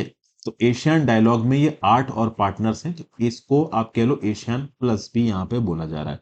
इसी एशियन प्लस की मीटिंग में डिफेंस मिनिस्टर राजनाथ सिंह ने बोला, इन्होंने बोला कि एशियन और प्लस कंट्रीज के बीच में यहाँ पे कोलैबोरेशन होना चाहिए। कॉन्फ्लिक्ट्स में टेरिबल टोल आ रहा है लाइव्स के ऊपर, लाइवलीहुड्स डिस्ट्रॉय हो रही हैं, रीजनल और ग्लोबल स्टेबिलिटी यहाँ पे डिस्टर्ब हो रही है, फूड और एनर्जी सिक्योरिटी यहाँ पे अफेक्ट हो रही है। तो इंडिया का कमिटमेंट होना चाहिए towards Asian and plus countries, ताकि हम पीस को, प्रॉस्पेरिटी को और सिक्योरिटी को इंश्योर कर सकें। जो डिफेंस मिनिस्टर हैं इन्होंने अप्रिशिएट किया है एशियान के मेंबर्स की इंथुजियास्टिक पार्टनरशिप को इंडिया एशियन एक्टिविटीज में, particularly initiatives for women in UN peacekeeping operations and for a marine plastic pollution response। जो maiden ASEAN India maritime exercise है वो मई में हुई है।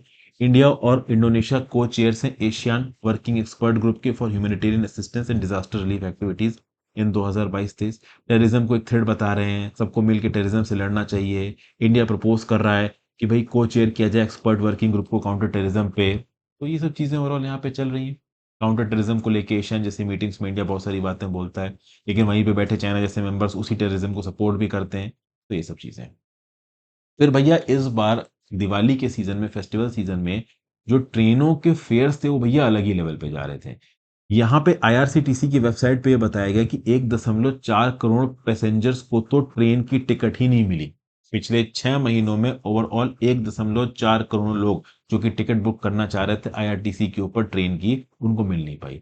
तो बेसिकली ट्रेन में ये जो हैवी रश देखा गया ना पैसेंजर्स का, दीपावली के आप कह लो त्योहार के दौरान, छठ पूजा के दौरान, डायनेमिक प्राइसिंग के चलते जो दाम थे टिकटों के वो अनअफोर्डेबल हो गए। जैसे Mumbai Patna train second AC का टिकट 9,395 रुपए का है। जी हाँ दोस्तों, अपने आप में नंबर बहुत बड़ा है। बलराम विश्वकर्मा है, मार्केटियर है मुंबई के, लास्ट मिनट पे ट्रेन चेक कर रहे थे अपने होम टाउन बिहार के लिए, तो एसी सेकंड एसी का टिकट पटना सुविधा एक्सप्रेस पे 9,395 रुपए का पड़ रहा था। अब अपने आप में फ्लाइट का टिकट अगर आप महीने एडवांस में बुक करो तो 4 से 5 हजार रुपए का आ जाएगा मुंबई से अगर आपको पटना जाना है, लेकिन यहाँ पे 9,395 रुपए का ट्रेन का टिकट। तो आप बोलोगे फ्लाइट से चले जाओ, तो भैया जिस समय पे ट्रेन का टिकट बुक कर रहे थे उस समय पे पटना की फ्लाइट के टिकट्स 30 से 40,000 रुपए के होंगे। मैं जब लखनऊ जाने की सोच रहा था मुंबई से, तब आप कह लीजिए 15 दिन पहले फ्लाइट का टिकट 11,000 रुपए का दिखा रहा था। 11-12 हज़ार रुपए का। मेरा दिमाग खराब हो गया। मैंने कहा भैया ये चल क्या रहा है? ये तो कब पहले टिकट बुक कर रखे थे, नहीं तो आदमी की जेब में 60-70 हज़ार रुपए तो टिकट के ही निकल जाएं। ठीक है ना? वो इनफैक्ट उससे ज्यादा ही अगर आप एंड टाइम पे टिकट को बुक कर रहे हो। और ट्रेन भी सस्ती नहीं मिलती, ट्रेन भी 10,000 रुपए की मिलेगी। आप देख ही सकते हैं जो बेस फेयर होता है इस सेकंड एसी जर्नी का 2,950 रुपए, और उसके ऊपर सर्ज प्राइसिंग 5,900 रुपए की थी। तो थर्ड एसी का टिकट 6,655 रुपए का, सेकंड एसी का 9,395 रुपए का, और स्लीपर क्लास का 2,625 रुपए का। जो बेस फेयर है स्लीपर क्लास का वो 800 है। और स्लीपर क्लास इसलिए बनाई गई है ताकि जो पुअर लोग हैं, जो लोअर मिडिल क्लास के लोग हैं, वो भी जर्नी और ट्रेवल को अफोर्ड कर सकें। अब 800 रुपए की टिकट आप 2,600 रुपए या 3,000 रुपए की बेचोगे तो गरीब तबका यहाँ पे ट्रेवल नहीं कर पाएगा। और ये ट्रेन के अंदर स्लीपर क्लास इसी गरीब तबके के लिए बनाया गया। बट क्वेश्चन ये उठता है कि डिमांड इतनी ज्यादा है कि इतनी जगह है नहीं, इतने ज्यादा लोग यहाँ पे ट्रेवल करना चाहते हैं, उतनी तो सीटें ही नहीं हैं। तो आप करोगे भी तो करोगे क्या? पटना सुविधा एक्सप्रेस में 18 कोचेज हैं पैसेंजर्स के लिए। इसमें 10 कोचेस एयर कंडीशन है 56%, और 8 स्लीपर क्लास है। अब यहाँ पे एक और बड़ी चीज है दोस्तों। ओवरऑल ये भी बताया जा रहा है कि आजकल डेटों में जो ट्रेनें हैं ना, थोड़ा इकोनॉमिक मॉडल पे ज्यादा चल रही हैं। तो जो एक्सपेंसिव एयर कंडीशन कोचेज हैं इनका नंबर बढ़ रहा है, और जो अफोर्डेबल स्लीपर क्लास कोचेज हैं उनका कम हो रहा है। तो अगर आप देखो तो 1 अप्रैल से 30 सितंबर के बीच में आईआरसीटीसी ने 1.45 करोड़ पैसेंजर्स को ट्रेन पे बुक किया और उनसे 1,034.4 करोड़ का रेवेन्यू टिकट सेल से कमाया। 1.44 करोड़ लोग जो वेट लिस्टेड थे उनको कोई बर्थ नहीं मिल पाई। तो जब उनको बर्थ नहीं मिल पाई तो उनकी टिकट ऑटो कैंसिल हो गई। अब इस ऑटो कैंसिलेशन में भी कुछ कैंसिलेशन चार्ज रेलवेज लेती है। उन कैंसिलेशन चार्जेस से अकेले रेलवेज ने 83.85 करोड़ रुपए कमाए हैं। तो जब आपने उस पर्टिकुलर पैसेंजर को बर्थ ही नहीं दी तो आप उससे कैंसिलेशन चार्जेस क्यों ले रहे हो? और इतना हैवी सम यहाँ पे रेलवेज कैसे कमा रहा है? तो रेलवेज ये बोल सकता है कि भाई ये पैसेंजर सेगमेंट में हम इतने लंबे समय से लॉस में चल रहे हैं। ठीक है ना? मालगाड़ी वाले सेगमेंट में और जो सामान का ट्रांसपोर्टेशन वाला सेगमेंट होता है लॉजिस्टिक्स, उसमें तो हम पैसा कमा रहे हैं, लेकिन भैया पैसेंजर सेगमेंट हम नुकसान में हैं। तो अब फायदे में आने के लिए थोड़ा बहुत कॉमर्शियल स्टेप्स लेने पड़ेंगे। अब कॉमर्शियल स्टेप्स ले रहे हो तो अब यहाँ पे क्रिटिसाइजमेंट शुरू हो गया। तो करे क्या? बहुत सारे लोग ये बोलने लगेंगे। फिर भैया पॉपी सीड्स की खेती।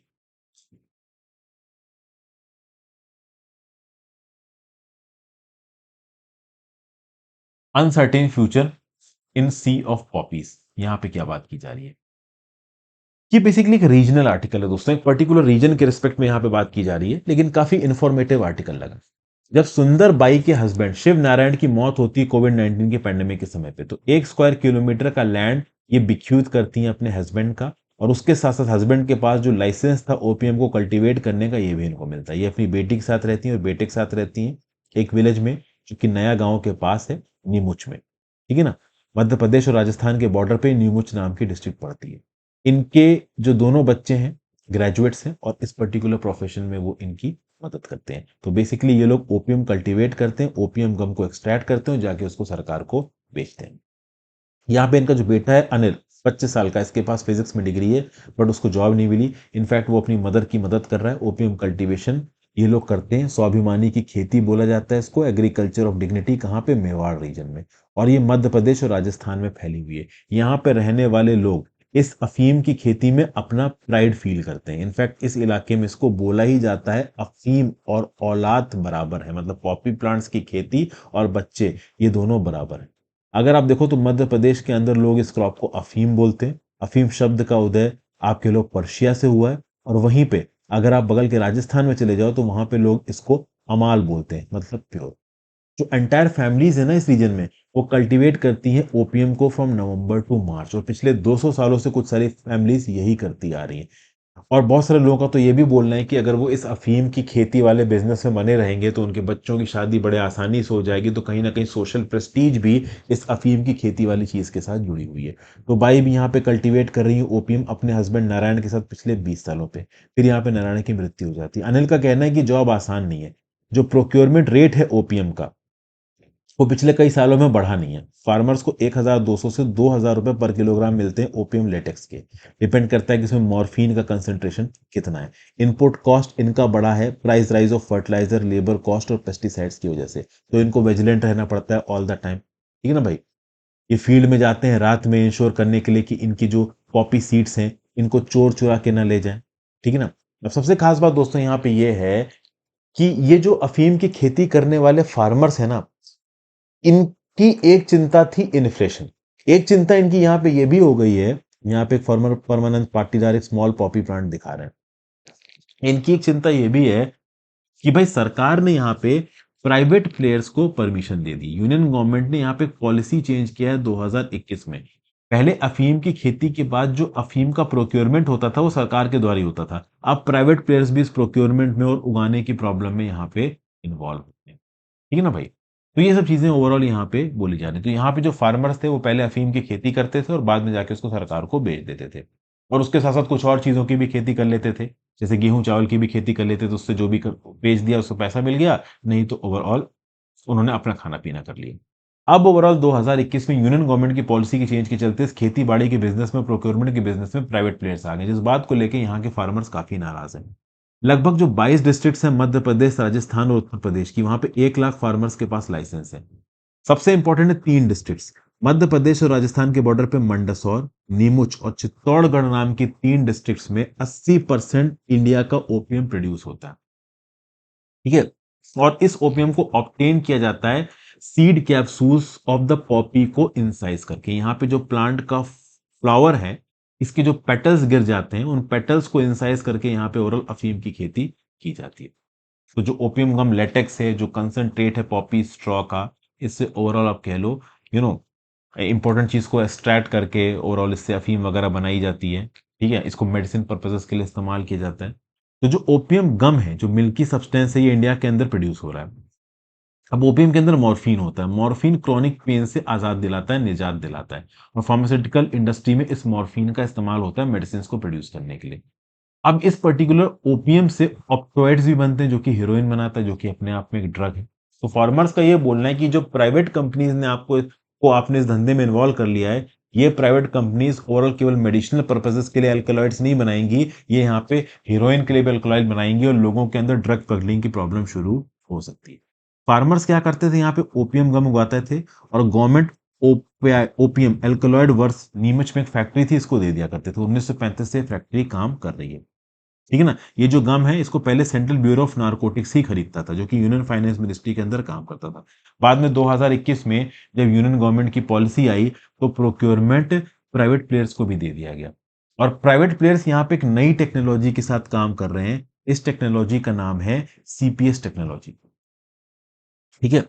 सीपीएस मतलब कंसंट्रेट ऑफ पॉपी स्ट्रॉ बनाने की टेक्नोलॉजी है। पहले कुछ लैंसिंग की टेक्नोलॉजी से फार्मर्स बनाते थे, वो थोड़ी पुरानी टेक्नोलॉजी है। सीपीएस टेक्नोलॉजी से क्या है, जल्दी ओवरऑल अफीम की खेती होती है, थोड़ी ईल्ड वगैरह बढ़ जाती है, लेकिन इससे फायदा ओवरऑल प्राइवेट प्लेयर्स को ज्यादा है। और इस नई टेक्नोलॉजी को जो पुराने आप कह लो रेगुलर फार्मर्स हैं या जो ट्रेडिशनल फार्मर्स है वो कर नहीं पा रहे।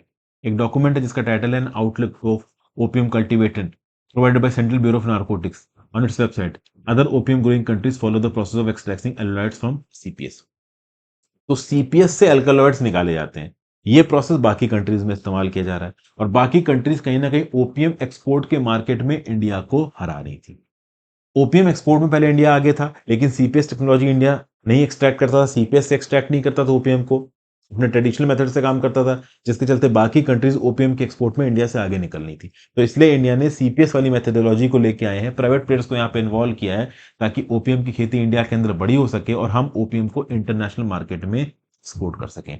लेकिन ये जो पर्टिकुलर स्टेप है ना, ये जो आप कह लो इन 3 डिस्ट्रिक्ट्स के ट्रेडिशनल फार्मर्स हैं, इनके अगेंस्ट जा रहा है। चूंकि वो उनके अगेंस्ट जा रहा है, तो ऑब्वियस सी बात है वो ये नाराज हैं कि भाई प्राइवेट प्लेयर्स को आप इन्वॉल्व कर रहे हो, नई टेक्नोलॉजी आप लेके आ रहे हो, तो इन प्राइवेट प्लेयर से गवर्नमेंट रूल्स एंड रेगुलेशन का फॉलो होगा नहीं, ड्रग मैनिपुलेशन बढ़ सकता है, तो ये आप गलत कर रहे हैं, वगैरह वगैरह। ठीक है। ये सब बातें यहाँ पे बोली जा रही हैं। बहुत सारे फार्मर ऑर्गेनाइजेशन जैसे ऑल इंडिया किसान सभा, भारतीय अफीम किसान संघर्ष समिति, भारतीय अफीम विकास समिति, इन्होंने संयुक्त अफीम किसान मोर्चा बनाया। ओपीएम फार्मर्स के इश्यूज को बताने की कोशिश की। प्रधानमंत्री मोदी जी रिसेंटली निमुच गए थे कलेक्शन रोली के लिए, तो वहां पे इन ऑर्गेनाइजेशंस ने मोदी जी से मिलने की कोशिश की, बट मोदी जी से वो मिल नहीं पाए। तो उन्होंने अपना एक जॉइंट रिप्रेजेंटेशन भेजा, जहां पे उन्होंने बोला कि जो ट्रेडिशनल सिस्टम था ओपीएम गम को एक्सट्रैक्ट करने का, उसी को इस्तेमाल करिए, नया सिस्टम सीपीएस लागू मत करिए, नए सिस्टम में सारा कंट्रोल प्राइवेट कंपनीज के पास चला जाएगा और ट्रेडिशनल फार्मर्स यहाँ पे अनएम्प्लॉयड हो जाएंगे। लेकिन ऑब्वियस सी बात है, पॉलिसी पर्सपेक्टिव्स में सरकार मॉडर्नाइजेशन को देखेगी, तो इस बात को लेके मोस्ट प्रोबेबली यहाँ पे इन फार्मर्स की बात नहीं मानी जा रही। इन फार्मर्स का ये भी बोलना है कि अगर ओपीएम प्रोडक्शन का कंट्रोल आप प्राइवेट कंपनीज को दे दोगे तो ओवरऑल ओपीएम बनाना महंगा हो जाएगा, और चूंकि ओपीएम महंगा हो जाएगा तो इनसे बनने वाली जो मेडिसिन है वो भी महंगी हो जाएंगी, कॉस्ट इफेक्टिव होगा नहीं, और जो भी फार्मर्स अभी के लिए ओपीएम उगा रहे हैं वो कहीं ना कहीं उनकी कमाई वगैरह हो जाएगी। तो ये सब चीजें यहाँ पे ओवरऑल बोली जा रही हैं। सीपीएस मैकेनिज्म के अगेंस्ट ये फार्मर्स एजिटेशन कर रहे हैं, अपनी डिमांड यहाँ पे रख रहे हैं, फिर ये बोल रहे हैं कि ओवरऑल सीपीएस टेक्नोलॉजी से अफीम बनाने में इनका जो इनपुट कॉस्ट है वो बढ़ जाता है, ट्रेडिशनल मेथड में इनपुट कॉस्ट इतना नहीं था, इसलिए ओवरऑल नई सीपीएस टेक्नोलॉजी के अगेंस्ट यहाँ के फार्मर्स बवाल कर रहे हैं, प्राइवेट कंपनीज के इन्वॉल्वमेंट के अगेंस्ट यहाँ पे बवाल कर रहे हैं, चूंकि इनका ट्रेडिशनल मीन्स ऑफ लाइवलीहुड यहाँ पे इफेक्ट होगा। ठीक है भाई, आगे चलते हैं। India has a critical role in Dubai climate conference. अब ये ज्यादा कुछ है नहीं यहाँ पे। मजीद अल सुवैदी साहब ने इस आर्टिकल को लिखा है, इनका ये बोलना है कि भैया ओवरऑल दुबई के अंदर ये जो COP28 होने वाला है दिसंबर में, यहाँ पे यूएई की लीडरशिप को क्रिटिसाइज किया गया है। क्यों क्रिटिसाइज किया? क्योंकि आपको पता है दोस्तों कि ये जो COP कॉन्फ्रेंस ऑफ पार्टी है, इसके जो लीडर हैं वो लीडर हैं अल जबेर साहब, और जो अल जबेर हैं वो हेड करते हैं दुनिया की largest oil company Abu Dhabi national oil company को, और ये पर्टिकुलर ऑयल कंपनी इन्वायरमेंट को नुकसान ज़्यादा पहुंचाती है, फायदा कम पहुंचाती है। तो नुकसान पहुंचाने वाली कंपनीज के लीडर यहाँ पे एक इन्वायरमेंटल समिट के प्रेसिडेंट बन के बैठे हैं। तो वेस्टर्न कंट्रीज यूएई की हाइपोक्रेसी को पॉइंट आउट कर रहे हैं, लेकिन eight the same point of time यहाँ पे जो अल सुवैदी साहब है वो ये बोल रहे हैं कि भाई देखिए, ऑयल के बेसिस पे हमने इकोनॉमी को डेवलप किया है, लेकिन हम भी ये समझ रहे हैं कि फ्यूचर में ऑयल के यूजेज को कम करना है, तो हम धीरे धीरे ट्रांजिशन कर रहे हैं। हम बिजनेस और इकोनॉमी के दूसरे अल्टरनेटिव्स को लेके आ रहे हैं, हम बायोडाइवर्सिटी पे काम कर रहे हैं, हम ओवरऑल टूरिज्म पे काम कर रहे हैं। हमें भी पता है कि आगे आने वाले समय में ऑयल के बेसिस पे जो इकोनॉमी चलाने वाला कॉन्सेप्ट है वो खत्म होने वाला है। अगर एक ऑयल कंपनी के लीडर को हमने यहाँ पे सीओए ग्रुप का हेड बनाया, तो इसका मतलब ये नहीं है कि हम ऑयल की प्रोडक्शन को बंद नहीं करेंगे और हम इन्वायरमेंटल इफेक्टिव तरीके से काम नहीं करेंगे, हम उसमें भी काम करेंगे, उसकी हमारी पूरी कोशिश है। तो हमारे इंटेंशन को आप क्वेश्चन मत करो। फिर eight the same point of time ये भी बोल रहे हैं कि इंडिया बहुत ज़्यादा इंपॉर्टेंट है, इस पर्टिकुलर COP28 की डिस्कशंस में इंडिया बहुत ज़्यादा इंपॉर्टेंट हो जाता है, इंडिया का एक बहुत क्रिटिकल रोल है COP28 में के रनअप में। इंडिया ने बहुत सारी इंपॉर्टेंट मीटिंग्स को होस्ट किया है। इंडिया की जो प्रोमिसेस हैं यहाँ पे कार्बन डाइऑक्साइड को कम करने के, इंटेंडेड नेशनली डिटरमिन्ड कॉन्ट्रीब्यूशंस के अंदर उनके जो अचीवमेंट्स है वो बहुत इंपॉर्टेंट है ग्लोबल क्लाइमेट चेंज को रिवर्स करने के लिए। तो इंडिया की भी काफ़ी तारीफ यहाँ पे ये कर रहे हैं। आगे चलते हैं। सोशल मीडिया प्लेटफॉर्म को यहाँ पे समन किया गया है डीप फेक इशू को लेके। बहुत सारे सीरियस कंसर्न्स हैं, कुछ डीप फेक वीडियोस निकली हैं। रश्मिका मंदाना और एक दो और एक्ट्रेसेस हैं जिनकी ओवरऑल फोटोज को मॉर्फ किया गया, मतलब न्यूड एक किसी पर्टिकुलर वीडियो से एक न्यूड लेडी की फोटो निकाली गई और उसके चेहरे की बजाय किसी हीरोइन का चेहरा लगा दिया गया। तो इस प्रकार की deep fake videos social media platform पे वायरल हो रही थी। तो यूनियन आईटी मिनिस्टर अश्विनी वैष्णव साहब ने बोला है कि अगर इन डीप फेक वीडियोस को हटाने के लिए इन प्लेटफॉर्म्स ने कुछ नहीं किया तो इनकी जो सेफ हार्बर इम्यूनिटी है ना वो यहाँ पे हट जाएगी।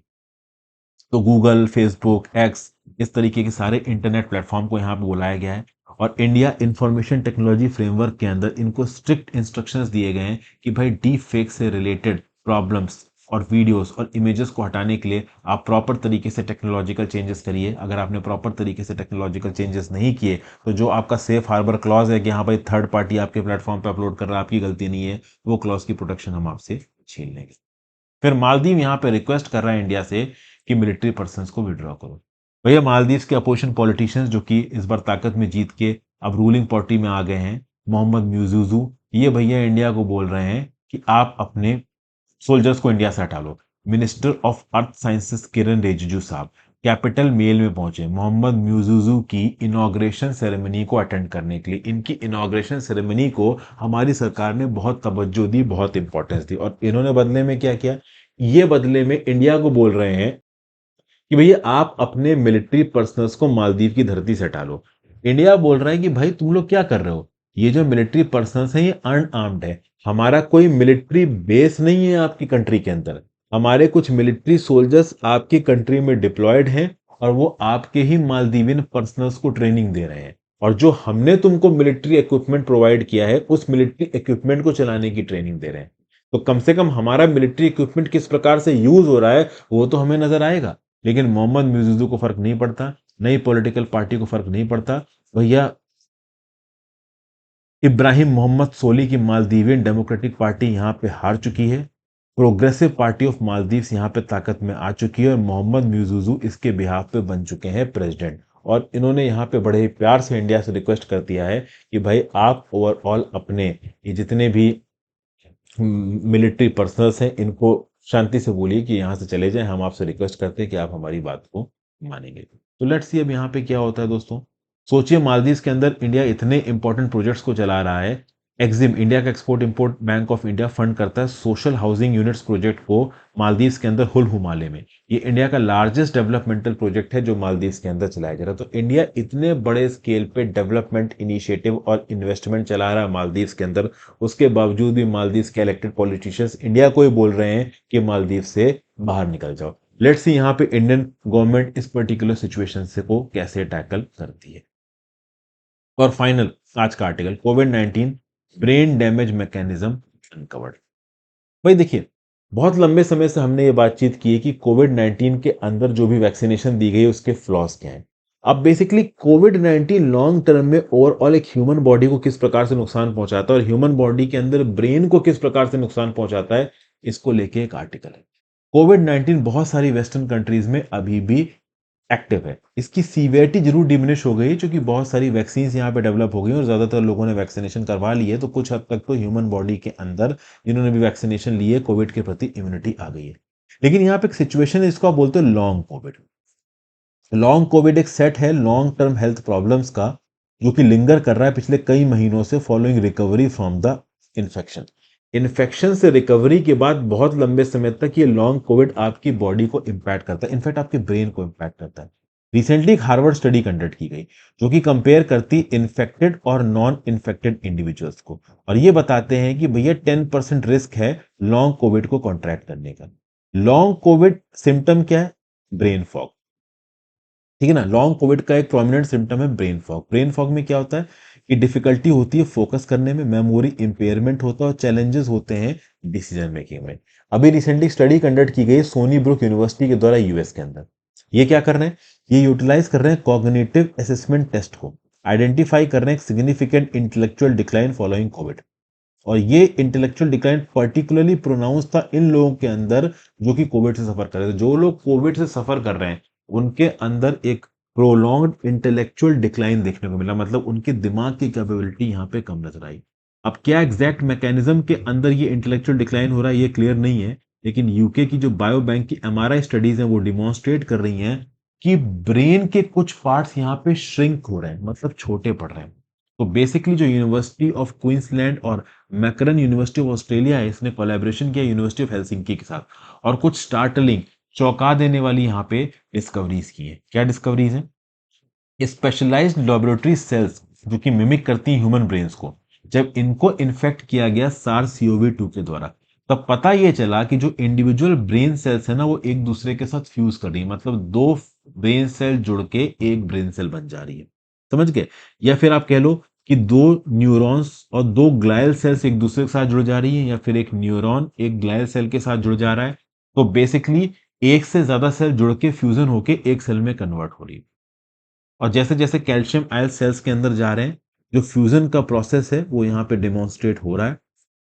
अब प्रॉब्लम दोस्तों यहाँ पे ये है कि इंसान ये सोचेगा कि सेल्स का फ्यूजन हो रहा है, अगर सेल्स का फ्यूजन हो रहा है मतलब सेल्स मर रही हैं, और सेल्स मर रही हैं तो धीरे धीरे ब्रेन डिसफंक्शन की तरफ चला जाएगा। ये सिंपल यहाँ पे प्रोसीजर निकल के आता है। लेकिन सबसे खास बात दोस्तों यहाँ पे ये है कि ये जो पर्टिकुलर नई लॉन्ग कोविड की डिजीज ब्रेन को इस प्रकार से अफेक्ट कर रही है कि जो सेल्स हैं वो आपस में फ्यूज कर रही हैं, लेकिन फ्यूज करने के बाद वो स्ट्रक्चरली और फंक्शनली अल्टर होने के बावजूद भी जिंदा है, अलाइव है, वो डेड नहीं हो रही है। क्योंकि ब्रेन सेल्स अगर डेड होने लगी तो आप ब्रेन डेड सिचुएशन की तरफ जा रहे हो, ब्रेन हेमरेज हो सकता है, आप मर सकते हो। लेकिन खास बात दोस्तों यहाँ पे ये है कि ये जो ब्रेन सेल्स का फ्यूजन हो रहा है, इस फ्यूजन के अंदर ये सेल्स एक्टिव हैं, ये स्ट्रक्चरली और फंक्शनली अल्टर जरूर हो रही हैं, बट ये एक्टिव हैं, ये अलाइव हैं, ये मरी नहीं है।